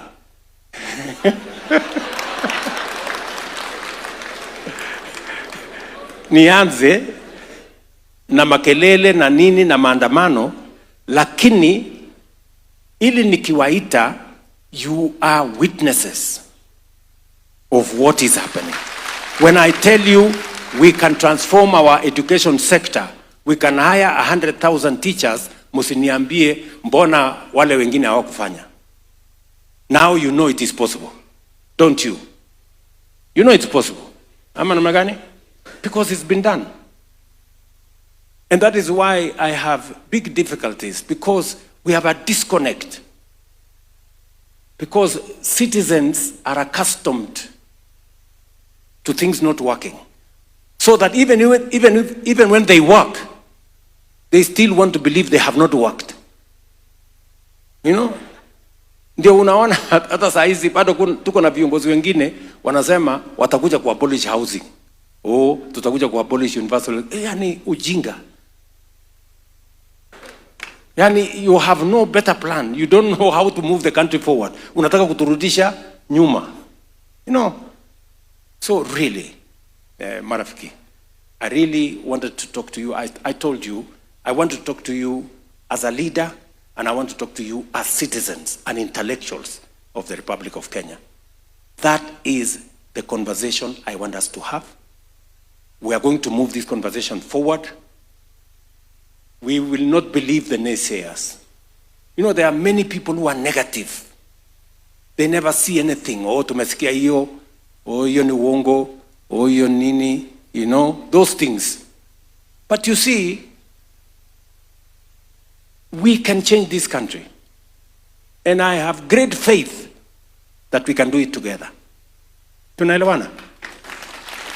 As the lawyers say, I rest my case. Nimemaliza.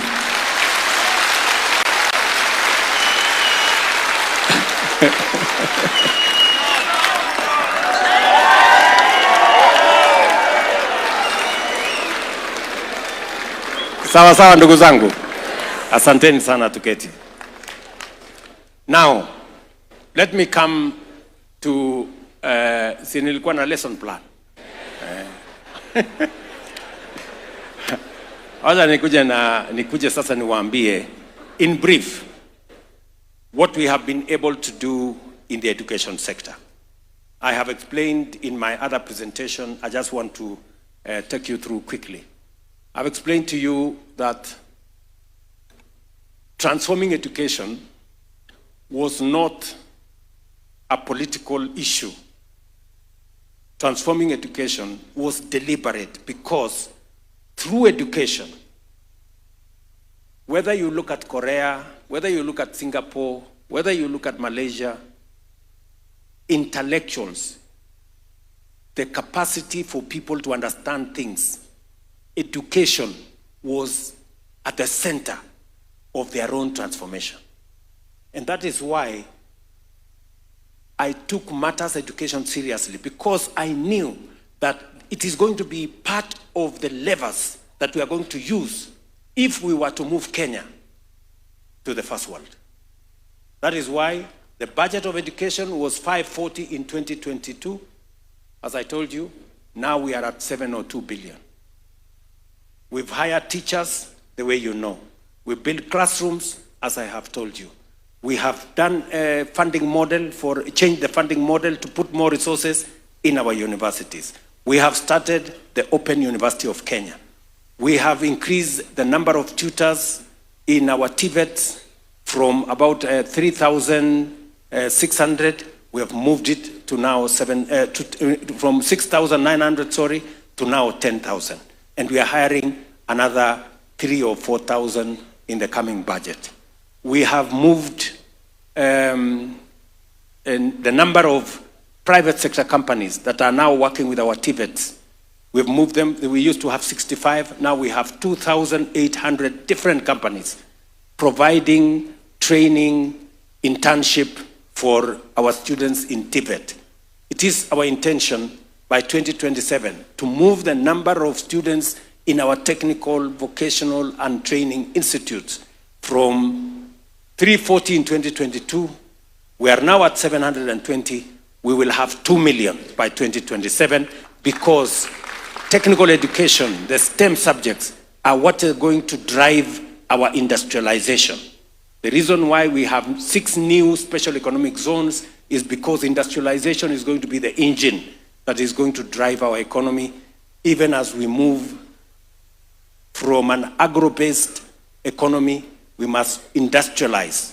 And that is why Kenya is championing the Africa Green Industrialization Initiative, which I am driving at the AU, and we are going to take it to the United General Assembly, because that is the way we want to move the country. In matters education, these are among the things that I agreed and I purposed, and we have provided the resources to transform that sector. Let me see whether I have forgotten anything.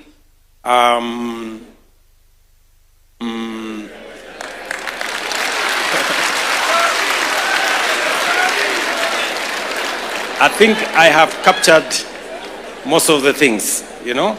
I think I've captured most of the things. The one thing that I just wanted to give you the beacons of what we are doing in matters education.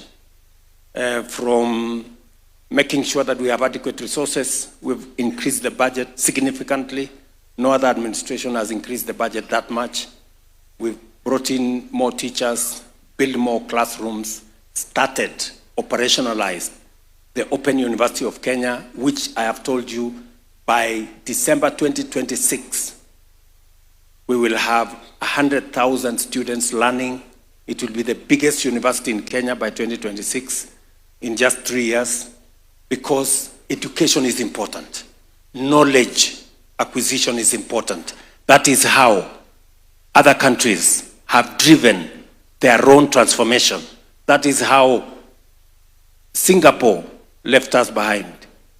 Malaysia left us behind because they invested in education. And that is why I moved to the third section of this morning's lesson plan. I said that third section,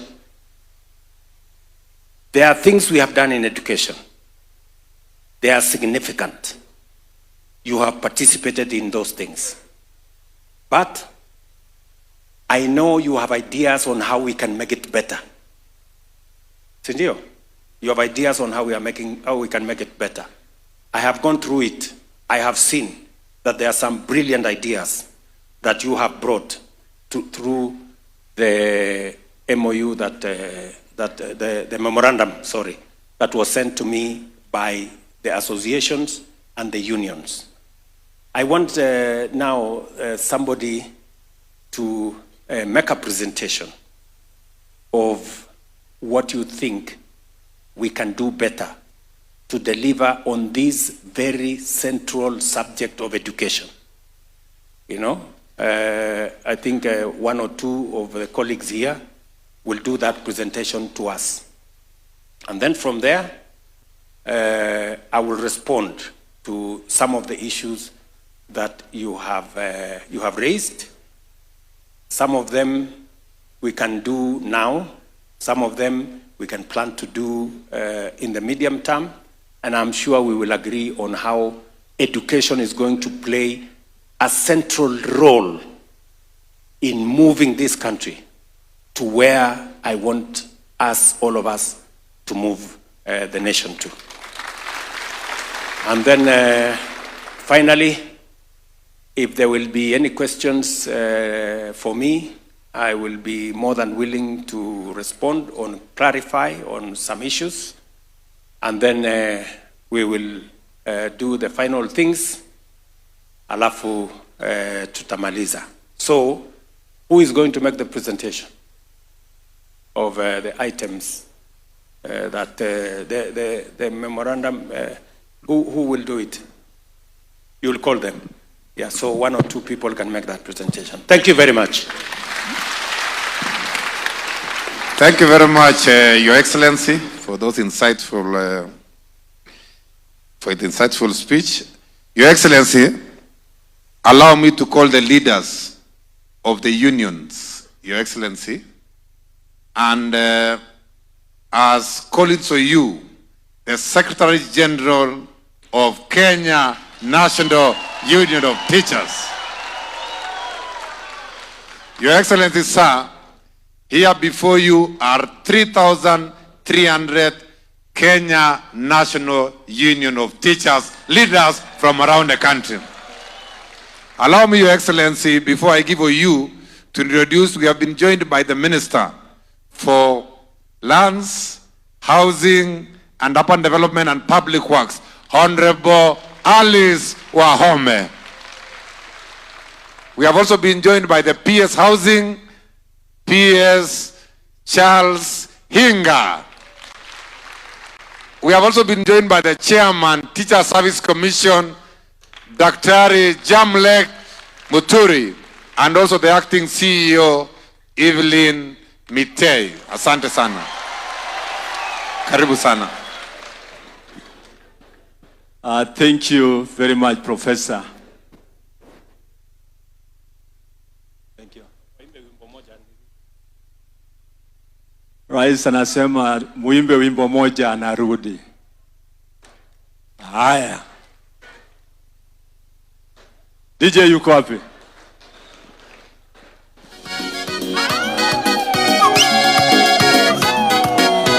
Kama walimu wa Kenya tunakupenda sana, umetuleta sote pamoja kwa upendo, tunakupenda sana, tunakupenda sana. Asante sana kiongozi mwema, umetujenga, umetupenda,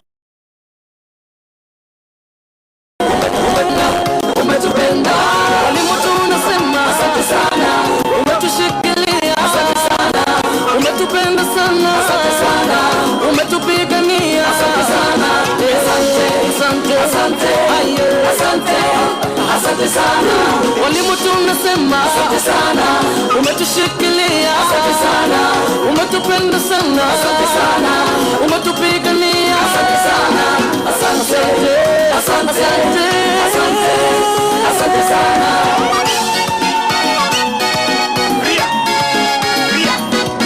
Rais wetu kiongozi mama, tunakupenda sana, tunakupenda sana. Umetupa ajira na una ukabila, tunakupenda sana, tunakupenda sana. Rais wetu ubagui, uchagui, unatujali. Rais wetu ubagui, uchagui, unatujali.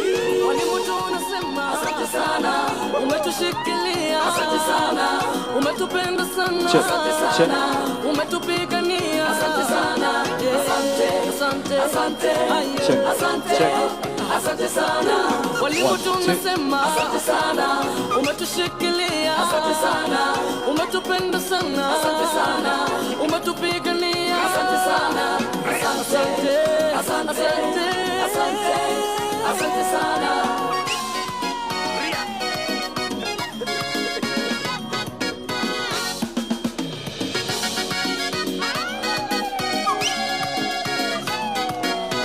Kama walimu wa Kenya tunakupenda sana, tunakupenda sana. Umetuleta sote pamoja kwa upendo, tunakupenda sana, tunakupenda sana. Asante sana kiongozi mwema, umetujenga, umetupenda. Asante sana kiongozi mwema, umetujenga, umetupenda. Walimu tunasema asante sana, umetushikilia. Asante sana, umetupenda sana. Asante sana, umetupigania. Asante sana, asante, asante, asante, asante, asante sana. Walimu tunasema asante sana, umetushikilia. Asante sana, umetupenda sana. Asante sana, umetupigania. Asante sana, asante, asante, asante, asante sana.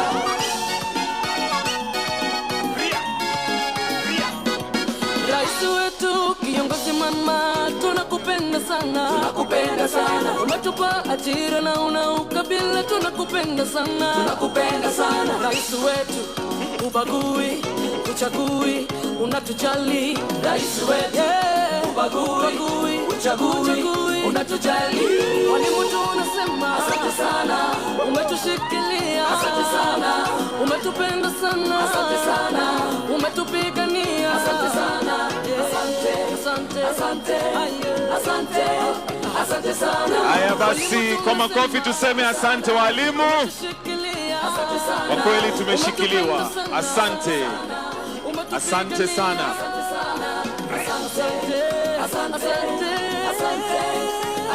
Alright DJ. Asante sana. Naomba tuweze kuketi na tuendelee na mwenyekiti. Karibu.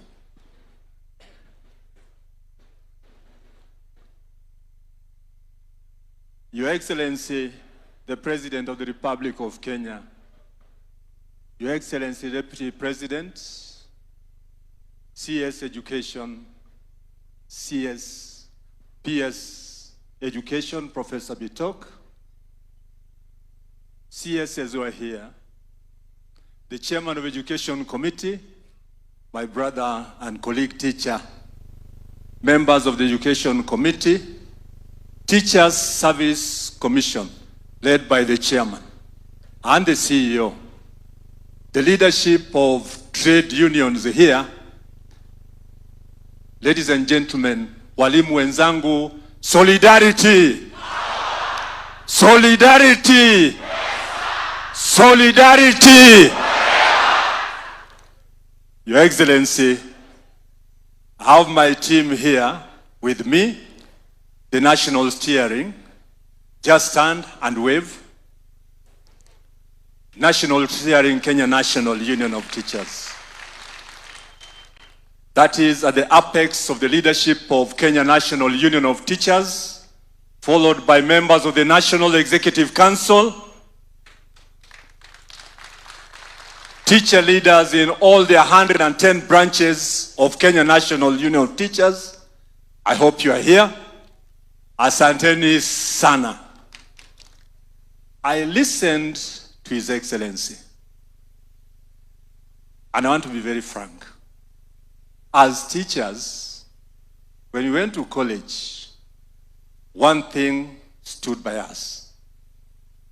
No one taught like this man.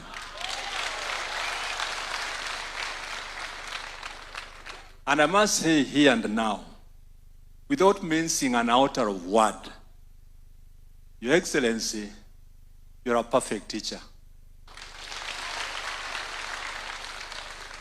Hands-on.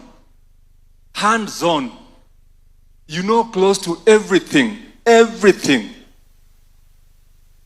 I'll imitate you from now, Your Excellency. This is a historic event. And I want to thank CS Education and PS for organizing this event. And I want to dub this event, Your Excellency, Waalimu na Rais. More to that, because it is a colorful, enjoyable experience. I would wish that after every 2 years, Your Excellency, we come back here for Waalimu na Rais. Solidarity. Solidarity. Solidarity. This sector needs peace more than ever. And you'll agree with me, in all our schools, performing schools have peace. This country needs peace for education to cherish. I want to thank you, Your Excellency. You brought on board every other person in this country to work with. And that is why, as a Secretary General on behalf of teachers, members of Kenya National Union of Teachers, I want to say, kumi bila break. Kumi bila break. Broad-based government is the way to go. Your Excellency, you've mentioned everything in this sector.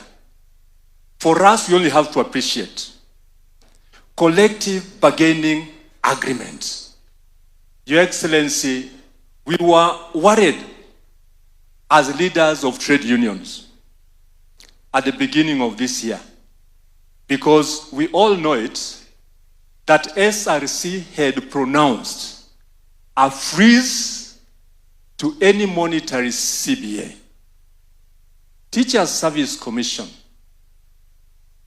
through your advice, Your Excellency, sat with us, and on the 18th of July, we signed a CBA. Simuliona CBA walimu? Now, thank you. But what we would like to ask on the CBA, globally, and these are recommendations from the International Labour Organization, our CBAs are for cycles. We want to request you, Your Excellency, to reduce the 4 years to 2 years of CBA. Based on the inflation, CBA to be reduced to 2 terms. 2 years. 2 years for CBA and 2 terms for His Excellency, the President.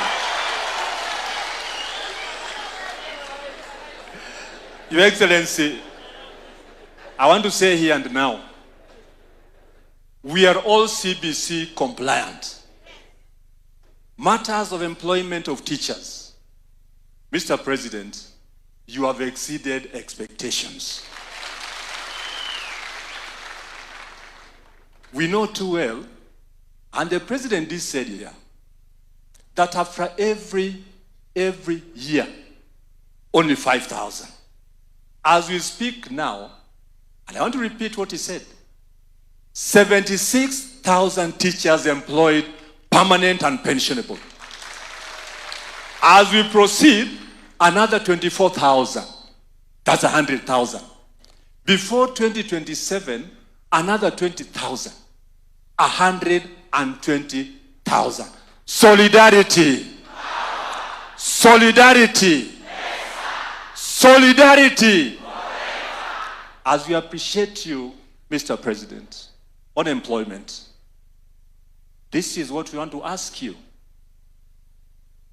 We have teachers who are 45 years and above.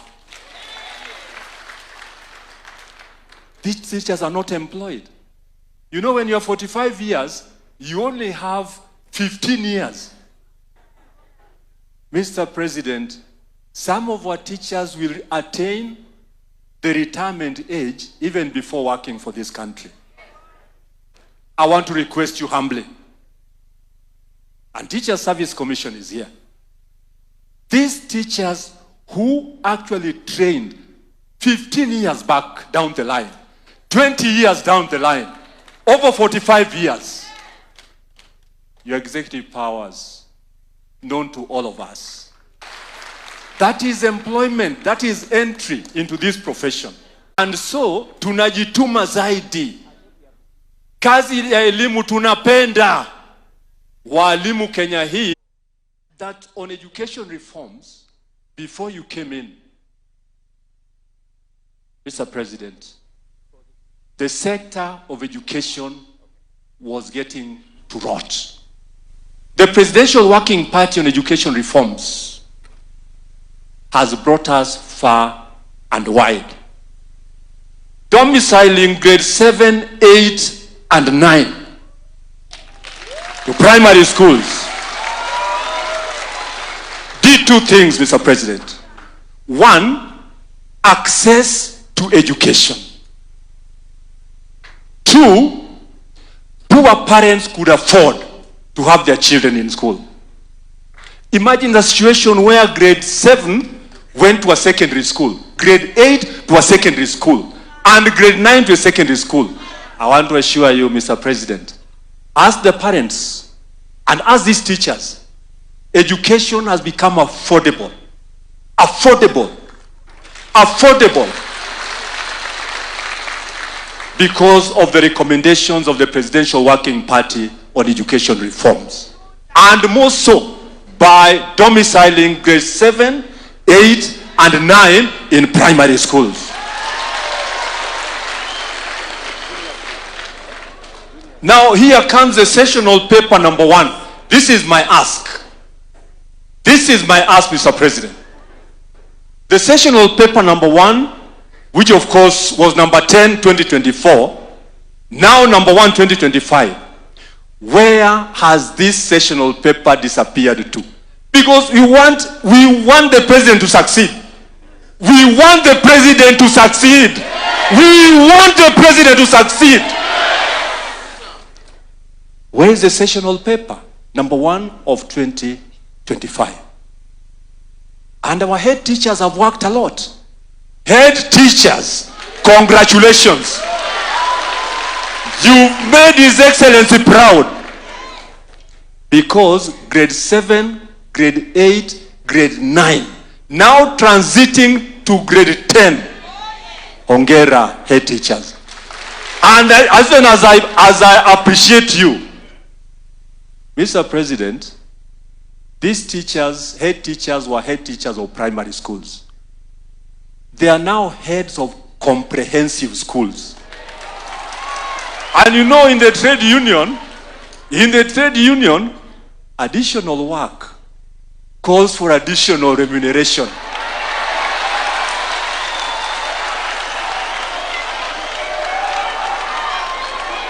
These heads are even capped in D1, and they'll never go beyond D1. My ask on behalf of these heads, just a pronouncement, Mr. President. Just a pronouncement. Just a pronouncement. Just a pronouncement.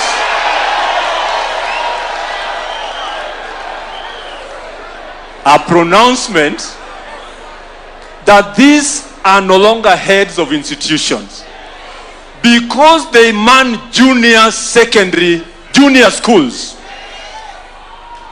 It will not be bad, Mr. President, if these heads are declared principals of those institutions. Because I'll tell you, and Teacher Service Commission has data. Most of our heads are graduates of master's and doctorate degrees. That is where we are. Mr. President, delocalization was repealed courtesy of your leadership. Families suffered. Families suffered. There was no peace in most of the families where there was delocalization. And I want to say here without blinking that even conjugal rights became conjugal privileges in most families.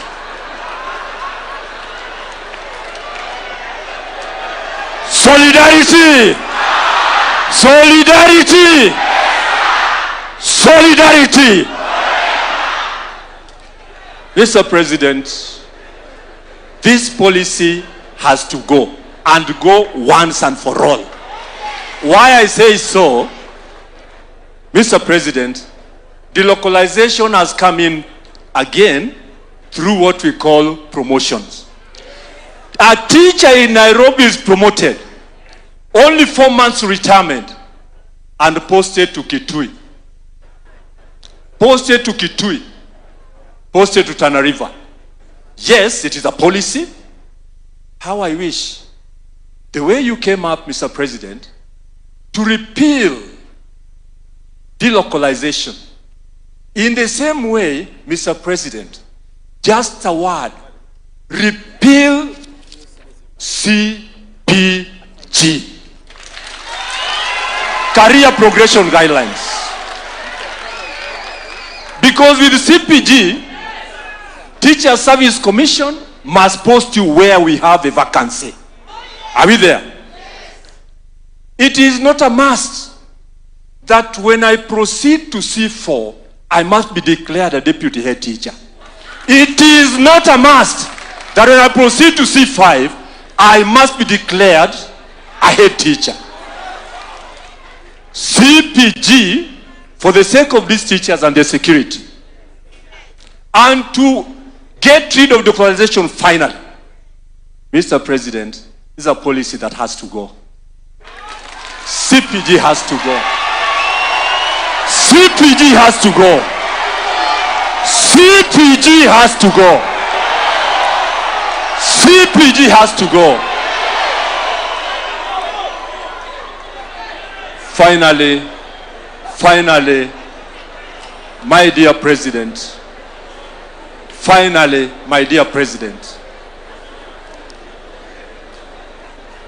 hello? Order.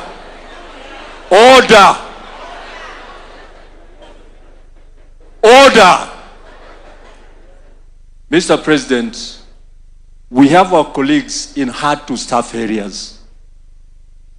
When a teacher volunteers to work in a hard-to-staff area, I think issues of policy should not be kept to stop the teacher from getting promotions, and even be confirmed substantively to be a principal, a head teacher, or even a deputy head teacher where one works under hardship. Will as many of the opinion say aye? Mr. President, the ayes have it. Thank you so much, and may God bless you. Asanteni sana.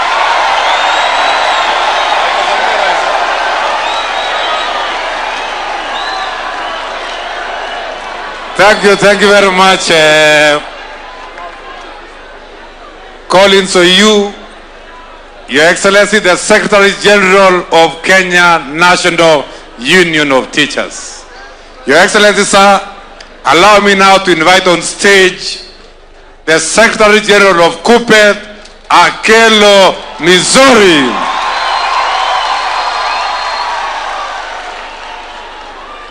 Thank you very much. I can see the chairman, Mheshimiwa Omboko Milemba's come. Karibu sana, Mr. Chairman. Thank you very much, Your Excellency, the President of the Republic of Kenya. Thank you very much, the Deputy President of the Republic of Kenya. Every protocol observed. Solidarity. Teachers' power. Mine is very brief, to introduce the battalion that I led here from KUPPET. May we have the national executive officials rising up and wave to the President. KUPPET power. Thank you. May I have the National Governing Council rise wherever you are. Wave to the President. Teachers' power. Finally, Your Excellency the President, majority of the teachers that you talked about, whom you have already employed, are also in the house. Those are called the JSS. Could we have the modules rise up? Teachers power! Without much ado, Your Excellency, may I bring the spokesman, the Pope of Kupe, to speak on behalf of the members. Akelo Misori, may you come and present the issues that we have too. Thank you so much, Brother Chairman. Your Excellency, the President of the Republic of Kenya, Your Excellency, the Deputy President, the Cabinet Secretary is present, the PSS is present, members of the Education Committee of Parliament, and the union leadership who are here, Kesha, and the teachers of this country. Power! Power! You do realize, Your Excellency, that we have given you a memorandum. However, you have persuaded us to look at your viewpoints. And we are also want to persuade you to look at our viewpoints on certain issues. Solidarity! The teachers of this country are very happy and appreciate you for the effort that you have had to administer this nation. And more recently, Your President, Your Excellency, your zero tolerance on corruption. Your Excellency, I must say that some of the most progressive programs that you have initiated since your administration came to office is housing. Housing. For some of us who have traveled far and wide, do appreciate one fact, that if you want to control populations in terms of security, if you want to provide roads, if you want to provide water, if you want to provide electricity, you start with housing, because it will determine how people live. It will also restore their dignity. Initially, when we came to this place, not in this magnitude, we did not give you sufficient time to explain to us. But you did ask us to give you time, but you approved it. I must say, we appreciate this effort, and especially in housing. And go further to appreciate that you have invited the Cabinet Secretary Housing and the PS Housing to append the 20% that you have given us as a token of appreciation of teachers of this country. Your Excellency, you asked us and you persuaded us to look at your viewpoint. I must repeat this. I would also wish to ask you to look at our viewpoint. Some of the policy frameworks that have come in the education subsector require serious interrogation. Serious interrogation, Your Excellency. And one such, and you can hear some appreciation from the background. One such is that as much as we have more access, more affordability of learners in our schools, something that was being ignored and must be interrogated further is the domiciling of junior school in our primary schools. I must say this because one element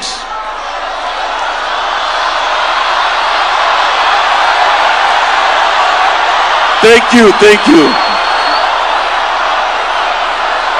Thank you. Thank you. Thank you. Thank you.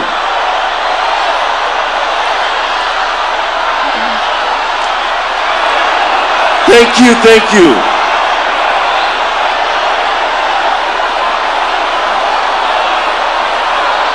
This is the beauty of democracy. The beauty of democracy is everyone has got his say or a say. We have had you. Members. His Excellency, order. His Excellency has had you. His Excellency has had you. Let's be quiet, please. Let's be quiet, please. Let's be quiet. Let's be quiet. Let's be quiet. Order. Another issue. Another issue. So His Excellency the President has had you. Order. Let's be quiet.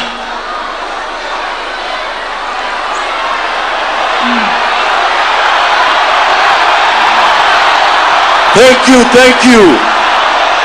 Secondly, Your Excellency,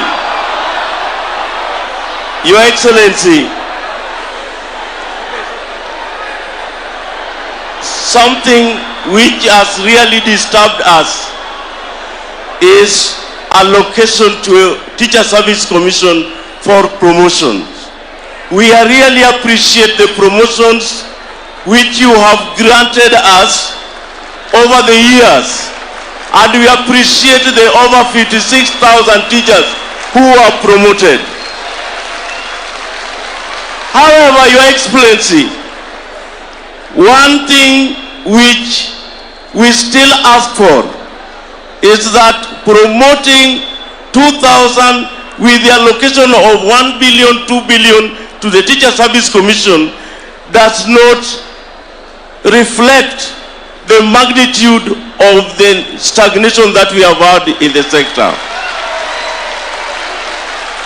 I would therefore request you that expand the allocation to Teacher Service Commission in relation to... I kneel with all humility, give SNE teachers the 2 grades in that career progression. Madam Charity, I commission you now to go on.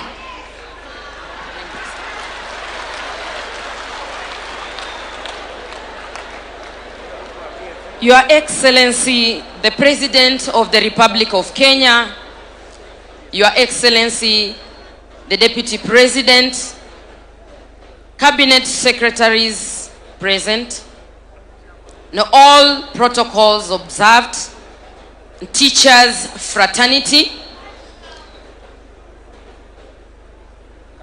Leo ni siku kuu ambayo Mungu ameifanya.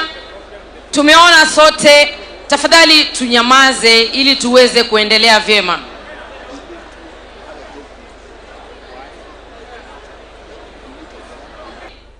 Ambao pia wana kazi kama wale walimu walio katika shule hizo, na hawa lecturers na hawa SNE CSOs kidogo wanataka kufanya kazi kama ile ya mwalimu aliye darasani mahali kuna mwanafunzi aliye na changamoto. Tulikuwa tunaomba, leo tuko mbele zako mfalme wetu, kwa unyenyekevu, ikiwa hawa pia wanaweza kuangaliwa kwa kupewa special salary, kwa sababu kazi yao ni nyingi. Hata wale ambao wamefika pale Kise, Your Excellency, you have been there, they have a task ambayo iko ya kipekee, ya tofauti. And lastly, nitaweza kurudia, mtaniruhusu nirudie kile ambacho Secretary General alikuwa amekiongea cha CPG. Tunashukuru kwamba kufikia leo tumeweza kukaa na mwajiri. Tunashukuru sana mwajiri wetu ambaye kwa wakati huu tunaweza kuketi, Your Excellency, na tuongee kama watu ambao wanaweza kuelewana bila vita, bila mambo mengi, na tukubaliane kama jinsi tulivyofanya juzi tu katika CBA negotiations. Wakati huo tuliweza kuulizia kuhusu career progression ya 2018 ambayo mpaka leo walimu walio katika special schools na special units hawajawahi kuangaliwa katika career progression hiyo. Your Excellency, mchana wa leo tunaomba kwa unyenyekevu, ikiwa itawezekana muweze kurudia career progression. These teachers have a different kind of a job altogether. The nature of their job ni tofauti kabisa, kwa sababu wana handle hawa watoto walio na mahitaji ambayo ni maalum na ni ya tofauti. Tunaomba kwamba ukasimame pamoja nasi, na kwa sababu leo tumefika kwa mfalme mwenyewe, tuna imani na wewe rais wetu, Mheshimiwa Rais. Tunajua kwamba mambo mengi ambayo tunaongea hapa yataweza kutekelezwa. Asante sana. Nitazidi kuomba ya kwamba Mungu aendelee kukupatia hii divine direction ambayo umefanya leo, ukakaa na walimu ukawaona wakiwa wa maana. Walimu hoye! Walimu hoye! Sisi ni watu ambao tuna uvumilivu, na ninawashukuru sana walimu kwa kuitikia mwito, kwa kuwa mahali hapa. It is one thing to be called, it is another thing to accept the invitation. Thank you so much. God bless you so much. Thank you, Your Excellency.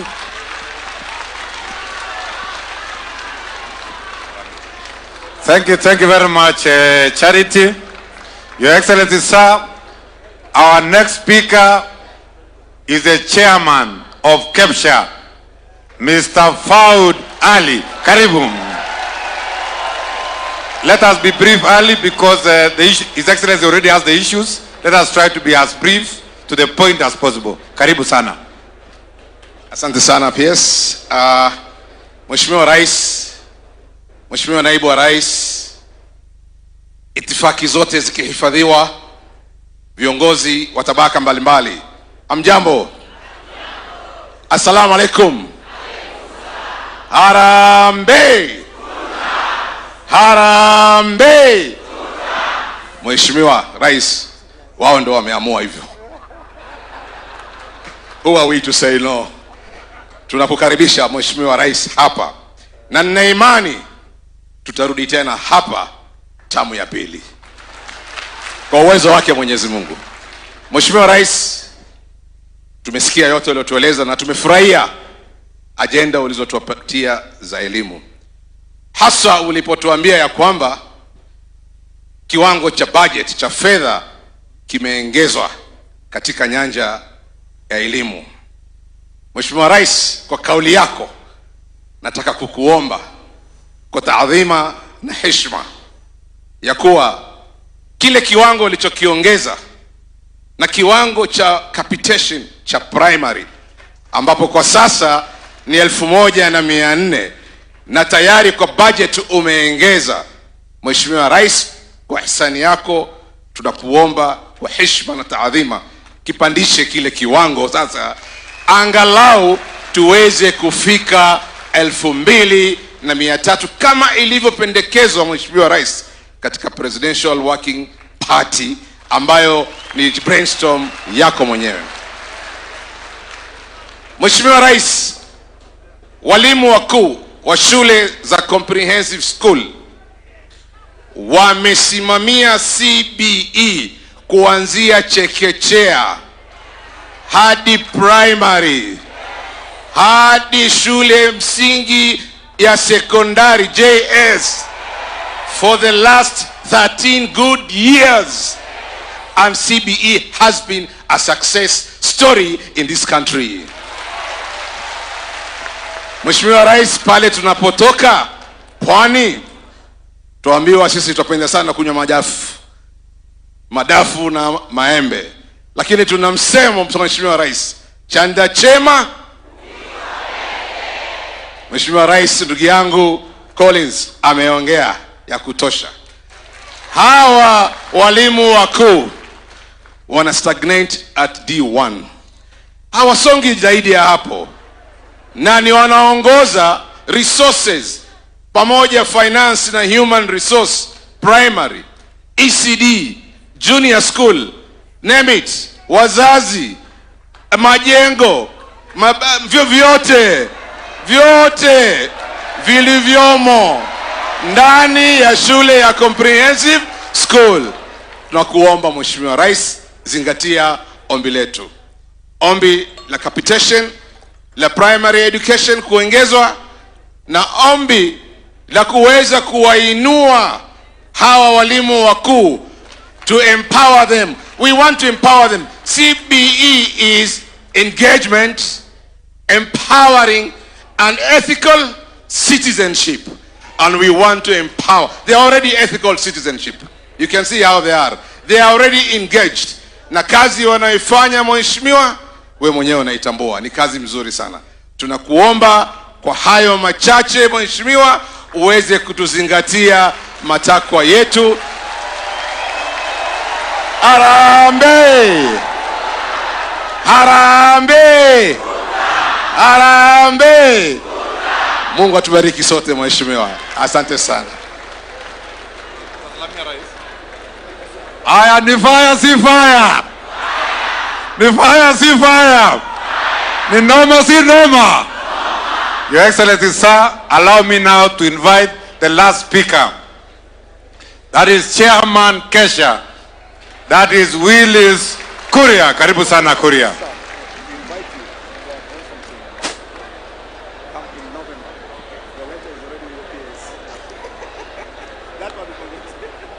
Your Excellency, the President of the Republic of Kenya, the Deputy President of the Republic of Kenya, Cabinet Secretary is present, the PS and all the guests here.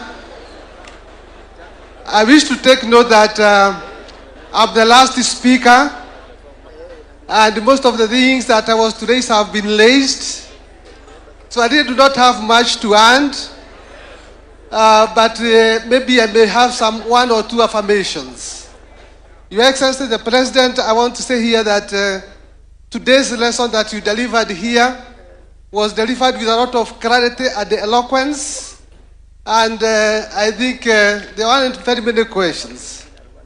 And now that we are here, we felt that, Your Excellency, maybe even another time we should be able to come back, because the lessons you taught us today, if you had to come here several times, I think we would have passed the exam by now, all of us.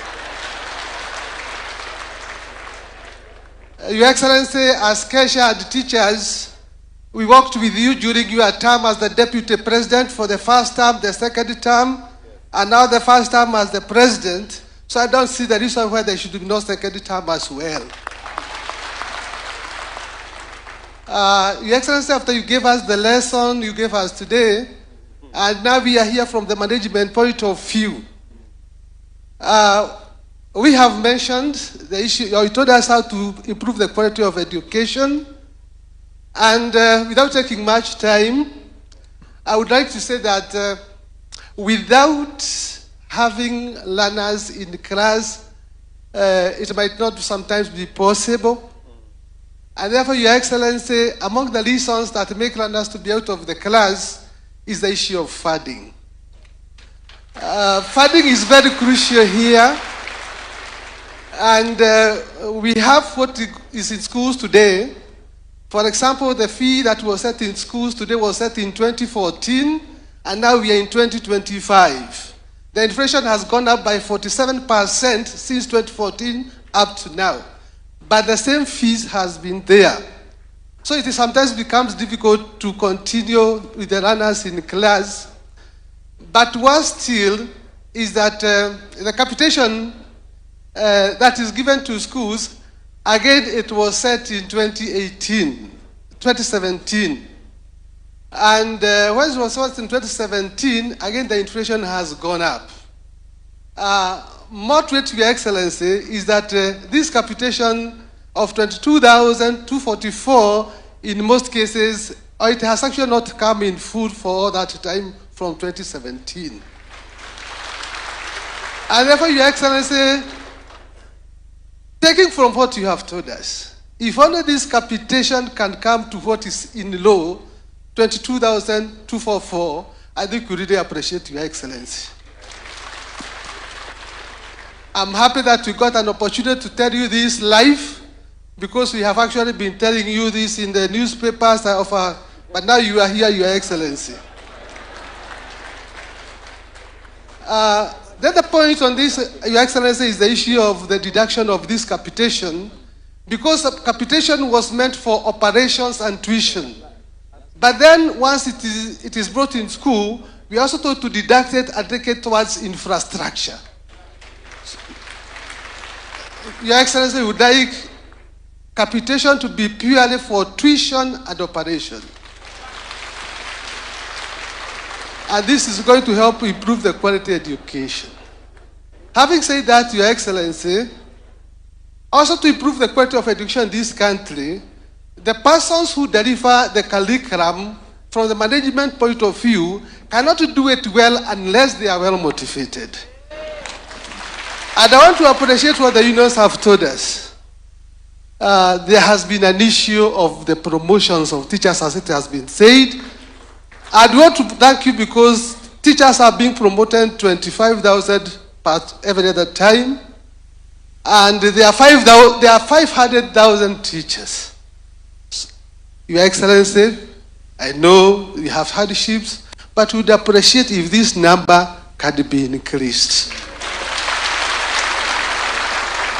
In fact, sometimes when I look around, because there are some teachers who have remained in the same job group for 15 years. I think, as a country, even when there was the World War, the country was lavished. But I think the leaders of that time, they decided to take the bull by the horn, especially the US, and they brought up what was called the Marshall Plan to bring back the economy. Can there be a Marshall Plan for teachers so that there will be just a big group? Maybe those who have stayed in the one job group for more than 5 years, they'll be told this is a Marshall Plan now. Go to the next job group, all of you.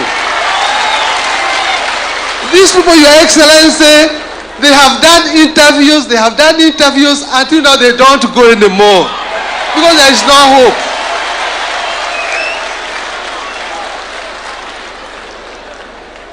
Your Excellency, again, under the CPG, one is supposed to take 3 years to qualify for an interview.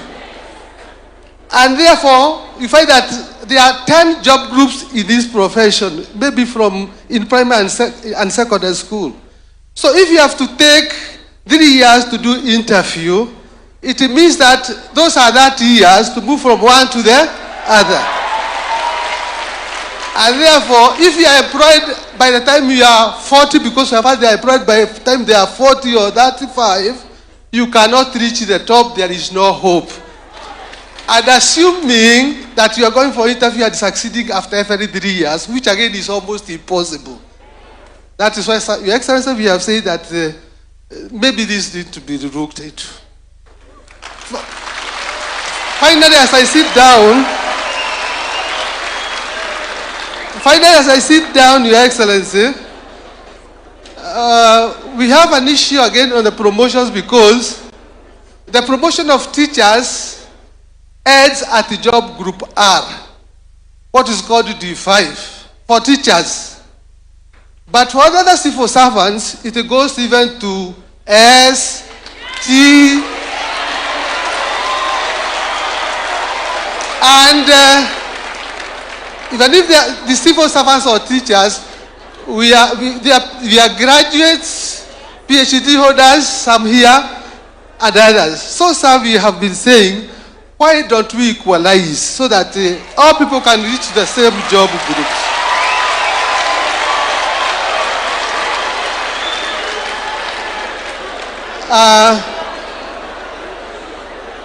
Your Excellency,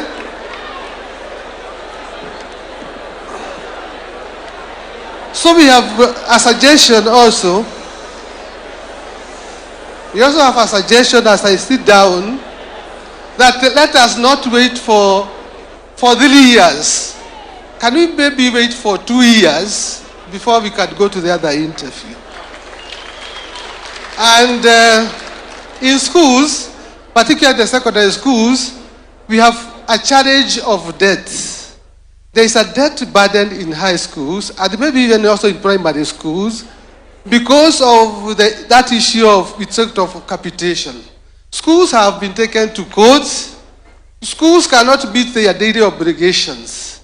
Therefore, sir, we are requesting, can the government do something to offset these debts in secondary schools and primary schools, so that we can be able now to start afresh, bearing in mind that, sir, you are going to give us the full 22,000 from what you have said.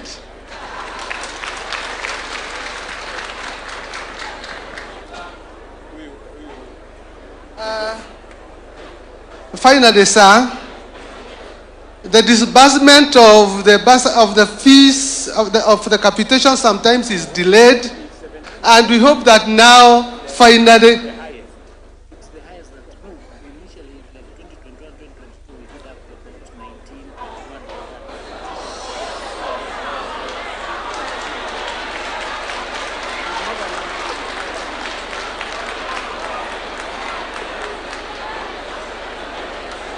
Sir, I was told to stop so that you can really hear what I'm saying, because I'm talking for these people, Your Excellency. So, sir, I was saying that now that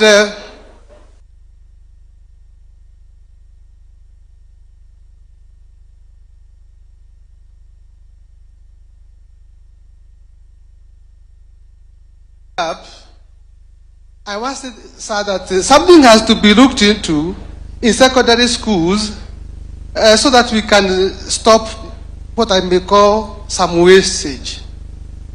There are so many secondary schools that are operating with 100 students and even below. So many of them.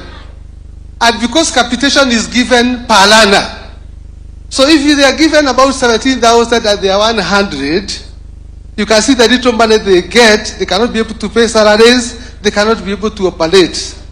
At one time, we had been told that there is going to be the minimum package for all schools.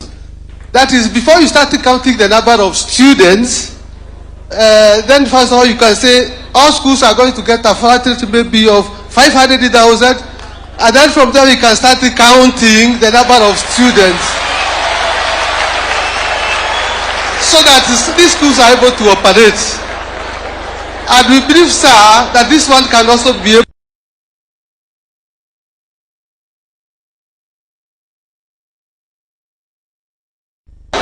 I don't want to appreciate, and these people are telling me to ask how many times. Tamugapi. How many times? How many times? 2 times, Your Excellency. They are the ones who have said. Thank you very much.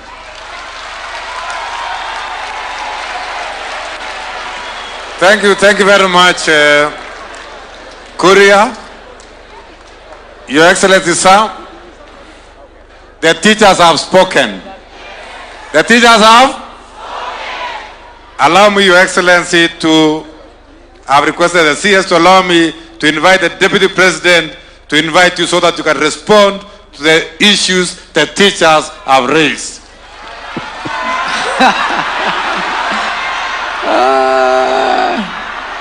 Asante. Fellow teachers, you have heard this morning that the President of the Republic of Kenya has great clarity on where Kenya is and where Kenya needs to go.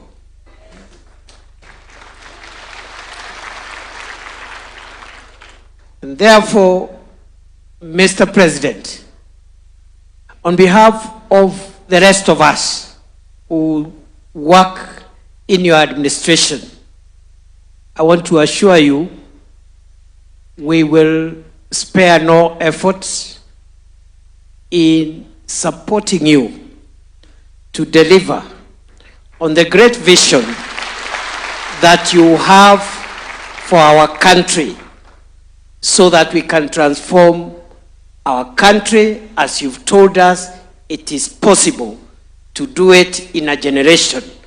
because others have done it.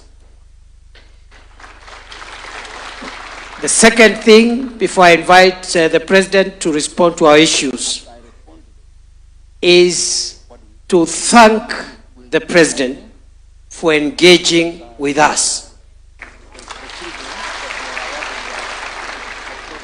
Because it is one thing to recognize that teachers are intellectuals and thought leaders, but it's another to listen to their inputs and to engage with them. Many people agree that teachers are thought leaders, they are intellectuals, but many do not engage, listen, and put on board the views of these intellectuals. The President has been there, looking at your memorandum, listening to your presentations with a notebook and pen. And because the President has told us, one, we must transform Kenya, right? And two, we must generate our own resources as a country to transform our own nation so that we stop the indignity of borrowing and begging. Because the money that we get from development partners, from other countries, they get it from the savings of their own people. And this is the balance Kenya must strike. We must transform our country. We must reduce reliance on other people's resources. And that is why our President has agreed to do the heavy lifting for us and be called all manner of names, from Zakayo to every other name he has been called, because we cannot continue transforming Kenya by borrowing money from abroad. We better borrow as other countries do. They also borrow from their pension funds, from their other funds within the country. So, Mr. President, we are very proudly associated with your leadership. And because you said to these people you have a fairly good deputy, it will be wrong. It will be wrong for me to say I have the best boss I could ever get anywhere. Very, very intellectually alert, very engaging, but also he respects and dignifies all of us. Watu wengine wakipewa mamlaka wanakuwa na kiburi. Aheshimu wale watu wanafanya kazi nao. And Your Excellency, I want to say, you are the finest product of our teachers, because just like all of us, even the President is a product of teachers. Ama namna gani? Kwani Kiingereza rais anapromosha hapa imetoka wapi? Si ni shule? Kweli si kweli? Walimu ni fire si fire? Wacha niulize, tusimame tuwakaribisha Rais William Ruto.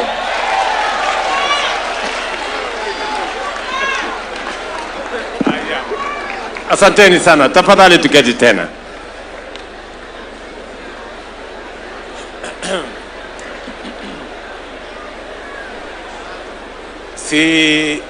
I can see lesson plan inaendelea. Iko kwa mpango. Now, I said that I was going to respond to the issues, and I have been listening very carefully, and I have made enough notes. And I began listening ever since we agreed to have this meeting.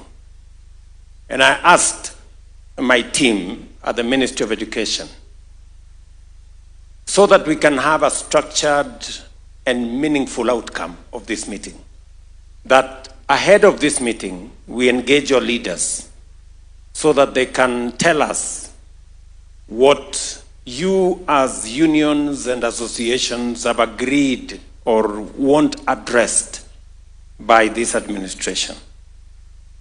And I got this brief a few days ago. I know it was a product of consultation, engagement with the with the officials at the Ministry of Education, led by my CS. And again this morning, it has been enriched by the leaders who have spoken ahead of us. And I must say that all these leaders who have spoken here on your behalf have added a lot of value to what we are doing in the education sector. Your input, your suggestions, the ideas that you are bringing to the table are progressive. They add value. They make what we are doing better than where we are today. And there cannot be any more patriotic engagement than what I see with this teaching fraternity. Nasema asante sana. Let me respond to the issues. Number one, you have, first let me say congratulations for signing a CBA with the Teachers Service Commission. I know there are many people who are not happy because there was no demonstration. You know? Wengi wanashangaa ati CBA imekuwa signed. How? Mbona sufuria haijapelekwa kwa barabara? Mbona hakuna maandamano? Mbona you know? But is there any reason for us to engage in the streets when we can engage in negotiation tables? There is absolutely no reason. And that is why there are people who are unhappy that this has happened without people quarreling. It is not necessary for us to have a quarrel when we can find an avenue for engagement and agreement. And I want to tell the teachers of Kenya that whatever it is that has been signed as a collective bargaining agreement, we will honor our part as government. And if there are any areas of improvement, we will look at them and we can review and we can even go beyond what has been signed in the CBA. In the context of what I told you earlier, that education is going to be central to the transformation of Kenya. We need more intellectuals. We need more people with ideas. We need more knowledge if we were to move Kenya from where it is to where we want it to be. So we will spare no effort in doing this. You have asked that we reduce the CBA cycle from 4 years to 2 years. I want to say that that is a useful suggestion. I am told from the presentation that has been made that it is possibly what is recommended, you know, globally, that maybe this should be the case. You also appreciate that we have a situation in Kenya. But Mr. Kuria says, even though we have a situation in Kenya, we must think, because this is a very important sector. So my first reaction is that I accept that this is the case, but Waja.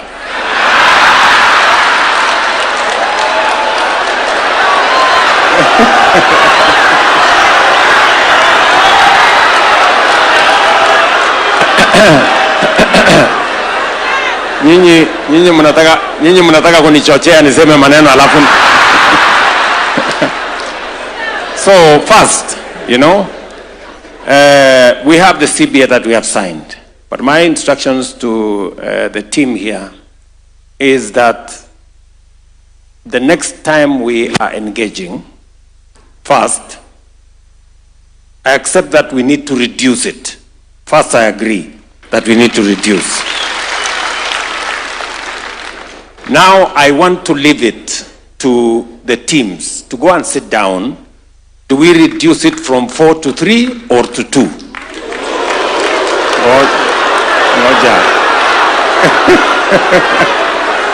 So,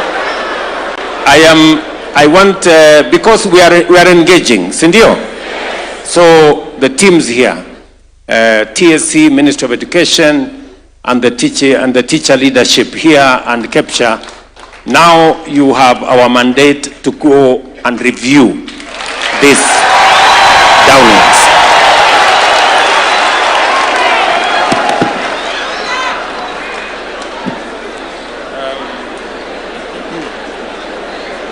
Number two,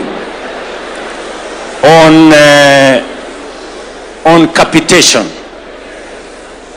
All the good people who have spoken here on your behalf have spoken to the matter of capitation. And there are three issues, actually four, that I see here on capitation. Number one, you want the 50-30-20 to be respected because there is a problem. Sometimes there is delay. Most times there is delay. Let me put it that way. So I'm instructing the Ministry of Education to sit down with the Ministry of Finance. When I try to ask them what is the issue, they told me that because our financial year is June to June, and the education here is January to December, there is a bit of a disconnect. So we need to align. And now I am telling the Ministry of Education to sit down with the Ministry of Finance so that we can align this, so that we attain. And to give us a report by December so that we can begin the new year with better arrangement. Number two, on this capitation, our primary school section, both union and association, have said it correctly. At the moment, we are not meeting the 2,238 per student. We are sending about 1,400 per student. We must, live up to what was recommended by the Presidential Working Party.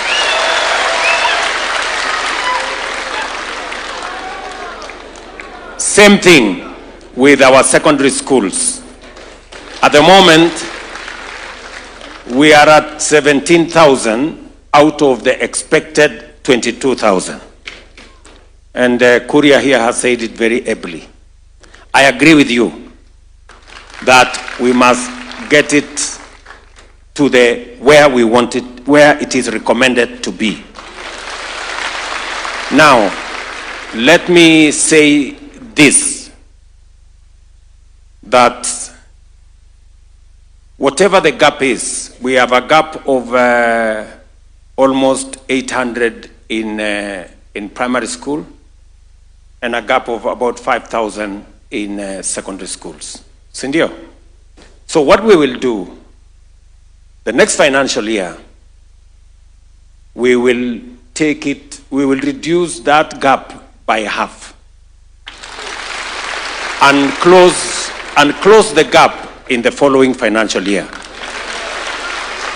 The Ministry of Education is properly informed so that whatever resources we have to find from wherever place, we have to close that gap in the next 2 cycles so that our learners can have access to education. If we make some savings, because as you know, we are currently going through a digitization process to make sure that we clean up. We are informed that there are ghost schools, there are ghost students, there is a ghost everywhere. So we have agreed that we need to remove the ghosts. If we make enough savings, and we are told that it's possible to make enough savings, we could actually close that gap in 1 financial year. But I'm telling the ministry, whatever savings we make from the exercise we are going through, and I'm very happy that teachers are supporting, the transparency and the integrity we want in schools.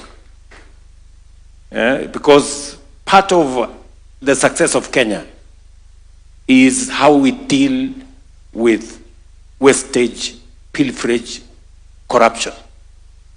Are we together?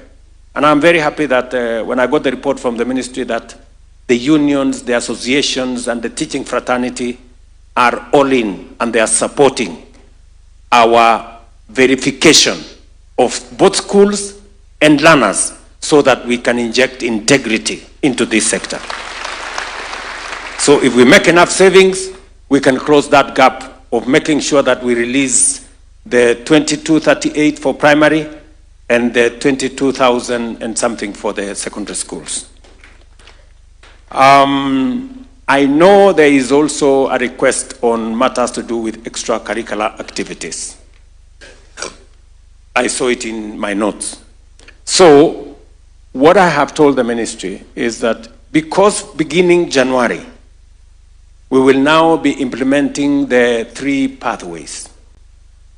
The students who are in the arts, sports sector will now get capitation directly going to that sector.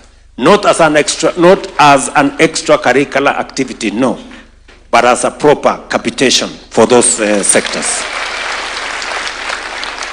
If there will be any gaps after we implement that, then we will review and see what we can do.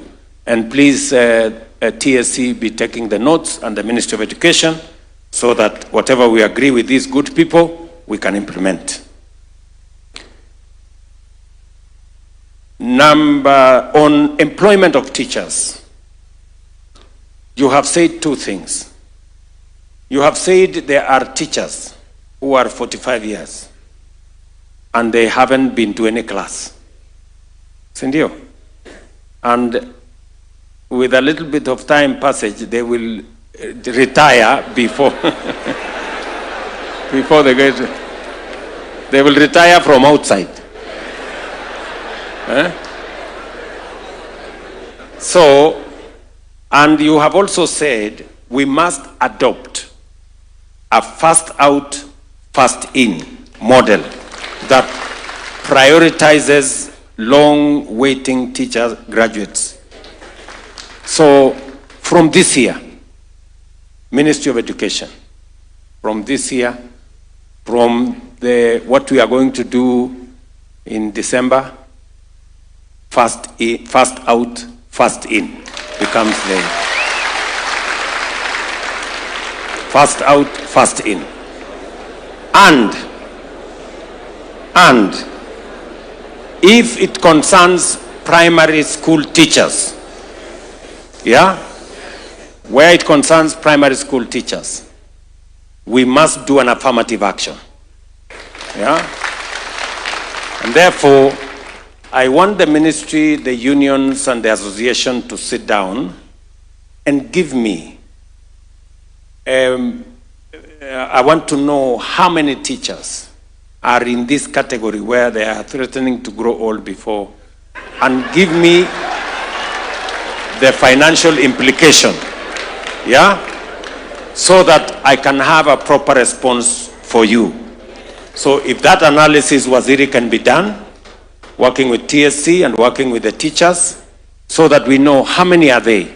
If there are not so many, we can do what Kuria was saying, affirmative, we can do Marshall Plan and get them in so that we can do that. Okay?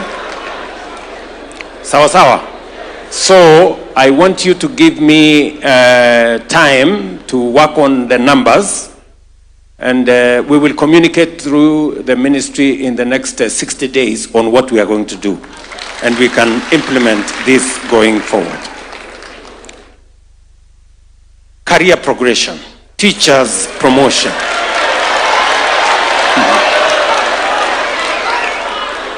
One of the biggest problems that we have had to deal with is, number one, delocalization.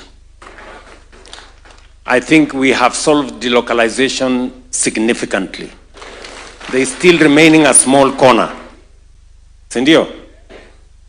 So, and number two, we have had teachers stagnating.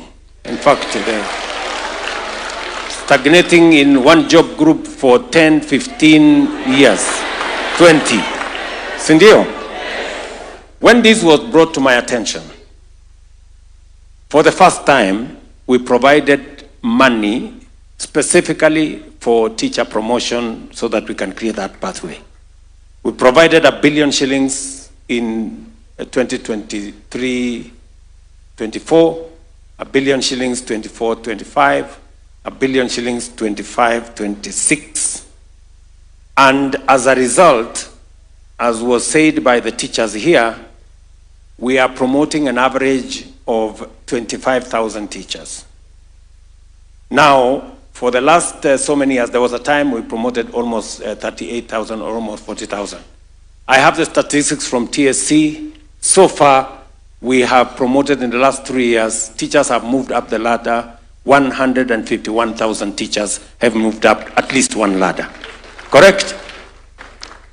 But you're saying we have 400,000 teachers, almost 500. It will take a while if we go at this rate. So my suggestion is that we will double the resources available for teacher promotion. From next, naelewana? So that instead of promoting 25,000, we will do 50,000. Tunaelewana? Siwache tuanzie hapo. Alafu tukikutana tena next year, tuone mahali imefika. Alafu tuone vile tutafanya. So my instructions to the ministry is that we double the money. We have been providing 1 billion shillings. We should provide 2 billion shillings and whatever is required so that the teachers, so that at least we can promote 50,000 teachers every year and move them up the ladder. Sawa sawa. You have also said something about teachers, head teachers at grade D1. Wamekwamia hapo. Sindio? Wamekwamia hapo. So, and all the other things you have said around that. I want a review of how much will it cost for us to do this so that I can then make the right decision. And again, that becomes the assignment these two gentlemen and their teams will undertake. Sawa sawa. I agree with you that CBG, you have said it with clarity, that you want us to review CBG. And therefore, I want to instruct the ministry, the teacher unions, please review with immediate effect CBG.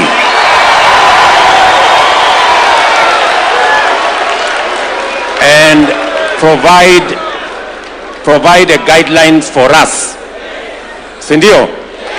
So that we eliminate any remaining vestiges of teacher delocalization. We must remove that. Tumekubaliana? So, wangwana, muketi chini, we want that CPG reviewed.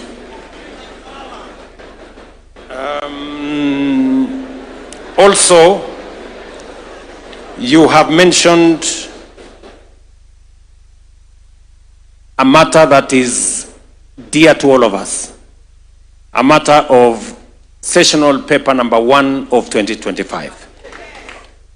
In it is all the review of all the laws that would bring up to speed all the agreements and the reforms that we have agreed upon and that were championed by the Presidential Working Party. Somebody has asked here, ilipotelea wapi?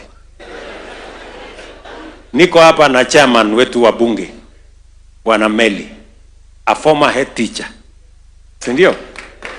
Yeye ndio chairman wetu pale bunge. Hiyo sessional paper iko wapi? Patia yeye microphone aseme.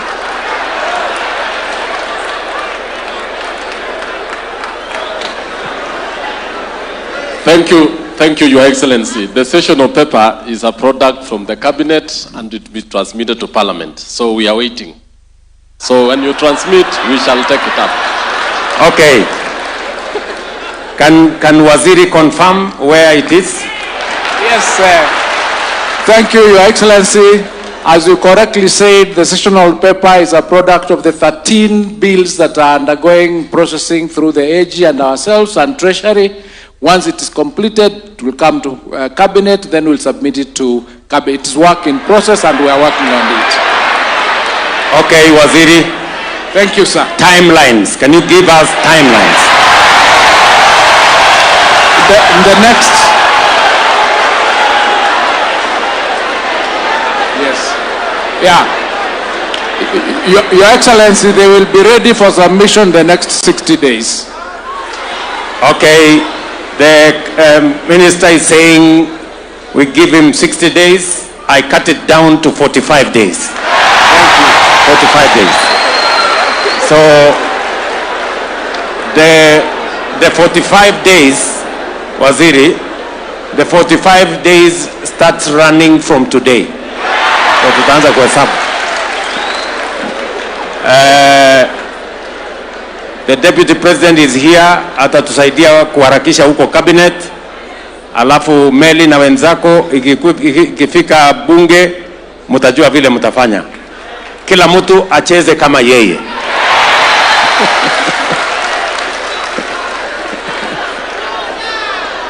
Kama namna gani?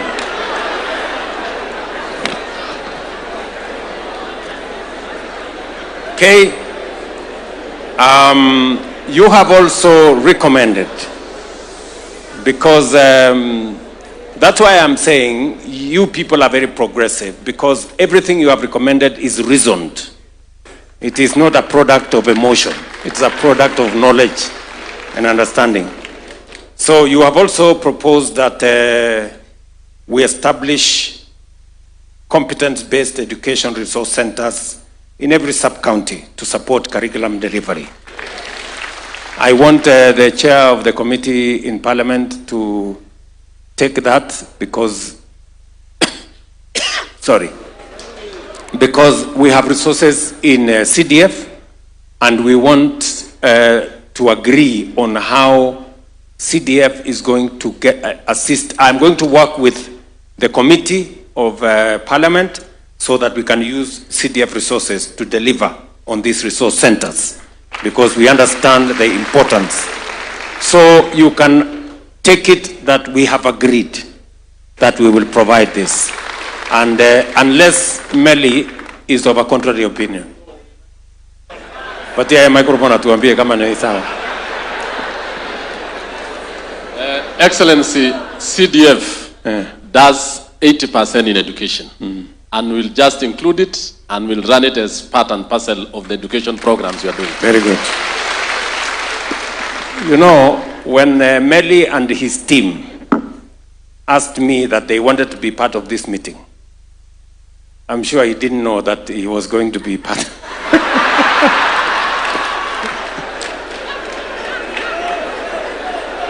But it is good so that he can help me answer some of the questions. The other issue is the medical cover. I can see, although you have said, I've seen that you have, the request is you want us to continue the medical cover the way it is. I am of a contrary opinion. The medical cover the way it is does not serve teachers. Let's be honest. Let us be honest. And I will give you statistics. Right? I want to give you statistics. Mnanisikia? Because I have asked the ministry to work with professionals to tell us and to compare the teachers' medical package, the civil servants' medical package, and also the market, what is available in the market. On outpatient, the ratio is every teacher goes or uses this facility 1.8 times. The industry is 2 times, civil servants is 2.1 times, which means access of inpatient by teachers is lower than civil servants, is also lower than the market. On outpatient, these are numbers. On outpatient, access to inpatient, access under your medical cover is 7%. Access by industry, what is available in the industry, is 12%. And access by civil servants is 14%. Which means teachers access half the time. You know? Mnanielewa? Ukitaka kwenda hospitali unapatiwa story hii, imekuwa sijui nini,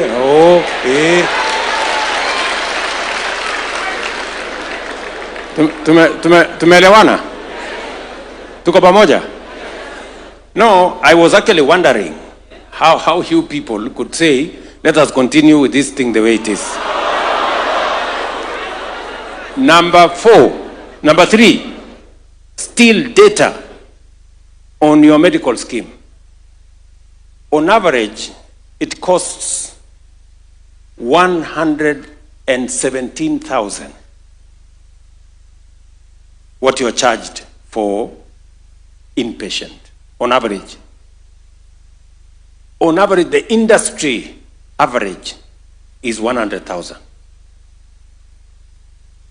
Civil servants is 98,000, meaning you pay more for every visit than what others pay. So really, good people, you know, we cannot continue with this medical cover the way it is. Mnakubali? And I must commend your leaders, because we have engaged them. We have shown them the data. We have shown them the information. We have shown them where the rest of civil servants and where the market is. All they told us is that, before we sign off, let us go and ask our members. Sindio? Sasa wacha niwasaidie. Hakuna haja ya kwenda kutafuta members ndio hawa. You agree that we review? Sindio? We review. And we make sure that it is in tandem with what others are getting. Are we together?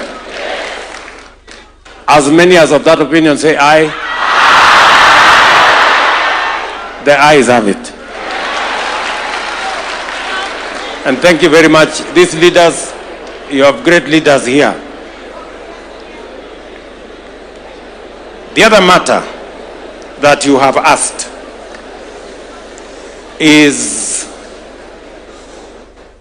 as members of the Kenyan society, contributing to housing levy. Sindio? And let me just give you the numbers. Of the contributions that come to housing levy, teachers contribute 13%. Of the whole kitty, teachers contribute 900 million shillings every month. Sawa sawa? Is it every month or every year? Every month. Sawa sawa? And so, because you contribute 13%, sawa sawa, we have said that your request that 20% of the units because because of the job you are doing, you know, we don't want to say 13%. We have said instead of 13% being allocated to teachers, let us allocate 20% to teachers. So we have agreed to assign 20% to teachers, and the CS housing is here, the PS housing is here, and the desk is here. We are going to sign an MOU between our teachers and the ministry so that we can implement these 20% for teachers. Tumeshakubaliana? Students with special needs. Wametuambia ya kwamba, and I have been to many schools where our children with special needs learn. And I agree that teachers in that space, you know, require special attention. They do. So the two issues they have raised here is that we need to consider, you know, the request they have made. They have asked that we make them 2 grades. Let me approve 1 grade first. Twende hapo kwanza. Alafu, you will tell me the financial implication of the other one. But at least let us give them something. They are doing a good job, these teachers with special needs. Let me also ask the ministry, if 20,000 for their guides was agreed on a few years ago, sit down, review, so that we can see how much can we add. Instead of 20,000, how much does it go to within the resources that we can budget? On another matter, I think the final matter is, you have asked that we fast track the full authorization of chemists to improve real-time data management, institutional planning, and tracking of education outcomes across all sectors. And that, I want the Ministry of Education to tell us. And anyway, they told me when I had a consultation with them yesterday, they said they are going to fast track the rollout of chemists so that we have correct data. Because you know very well, as the teachers here have said, we have schools in our register that says they have 1 student. How does a school exist with 1 student?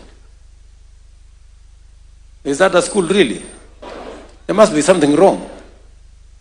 We also have schools, many schools, that have 25 students. How does a school operate with 25 students? And I agree that we said under the Presidential Working Party, we must have a minimum package for a school to operate. And so the ministry, after we have gone through the chemist process, we must then assess which are these schools that have so few students, and how are we going to have a minimum package.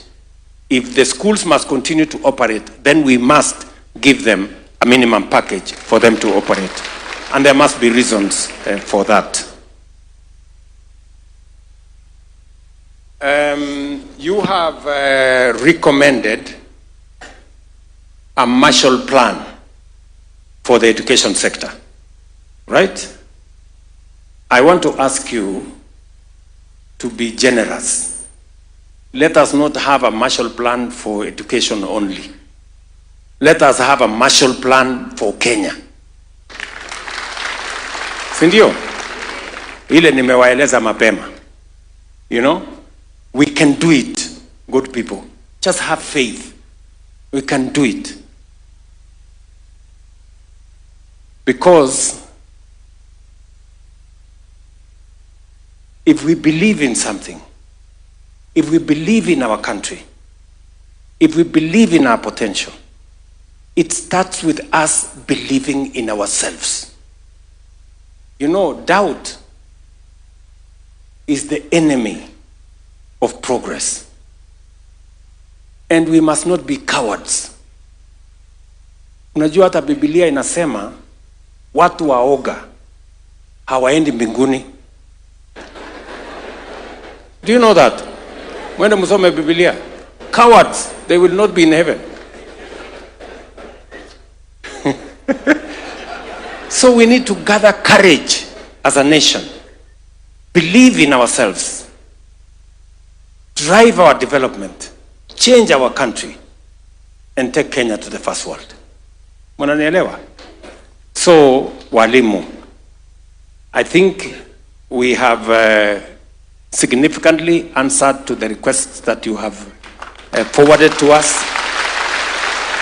There are those we have said yes immediately, they will be captured and we will action them.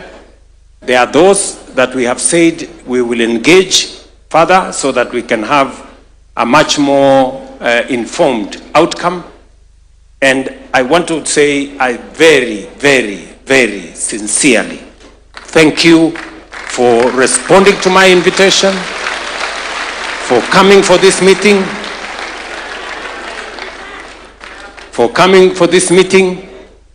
and I agree with you that because we have started the conversation, si karibu tunamaliza, because we have, oh yes, there is somebody reminding me there are issues of retirement, that it takes too long. There is something we are doing with that public servants superannuation fund. There is something we are doing there. But we have already straightened NSSF. When you retire, your NSSF benefits are ready within 10 days. That's what we have agreed. In fact, we're trying to work with NSSF so that your retirement benefits become ready in 1 day. That is where we are going. It used to be months. We brought it to weeks. Now it is 10 days. We want to take it as close as possible. When you retire today, you pick your check for retirement tomorrow from NSSF, wende nyumbani, wende usukume mambo yako. But I also want to tell you the following. Mnanielewa? Because now, under what we have reformed, the new reforms we have done in NSSF, you are no longer contributing 200 shillings. Now you're contributing 6%. And government is contributing 6% for you. When you retire, you will actually have a very good package. You will earn a monthly. Forget about ile pesa ya kuchukua lump sum alafu inaenda unaoa bibi mwingine unazama. Sasa you will have a proper package, retirement package. A percentage of your salary which you are going to earn mpaka uende safari ile ya mbali. So that is going to change, and you will be informed how that is going to change. But that does not mean that we don't deal with the issue that you have raised. So, my friends, mimi nawaenzi sana, you know, and I truly appreciate this engagement. It has helped us as a government to align the issues in education. It has given us insights and new ideas on how we can improve education outcomes. And it is because, as I told you, whether you talk about Malaysia, whether you talk about Singapore, or you talk about South Korea, education was central to their transformation. And that is why we are investing time and resources in making sure we get it right in education, because it is the catalyst for us to move into the future. But it is going to take the collective leadership, the collective courage of all of us to be able to move Kenya to the next level. And I am confident that I have your concurrence, that we are going to do this together. Waalimu jameni, tumekubaliana tutembee hii safari pamoja. Mumekubali? We move Kenya forward. Tuwache ukabila. Tuwache chuki. Tuwache migawanyiko. Tuwache uoga. Tuende na mbele. Hebu nione wala wanasema tuendelee pamoja namna hiyo. Bas, harambee.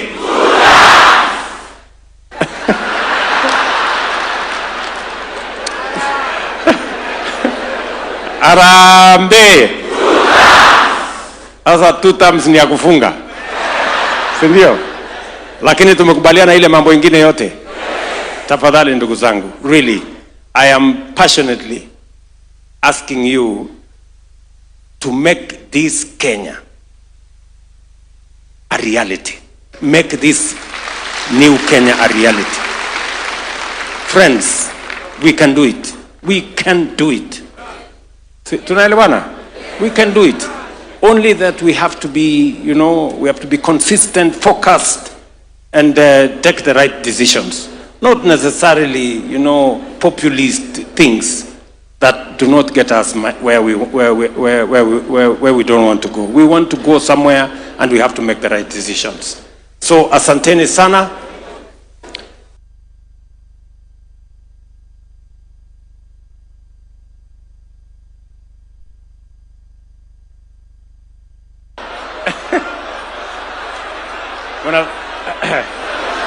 Unasema to postpone maswali to next meeting.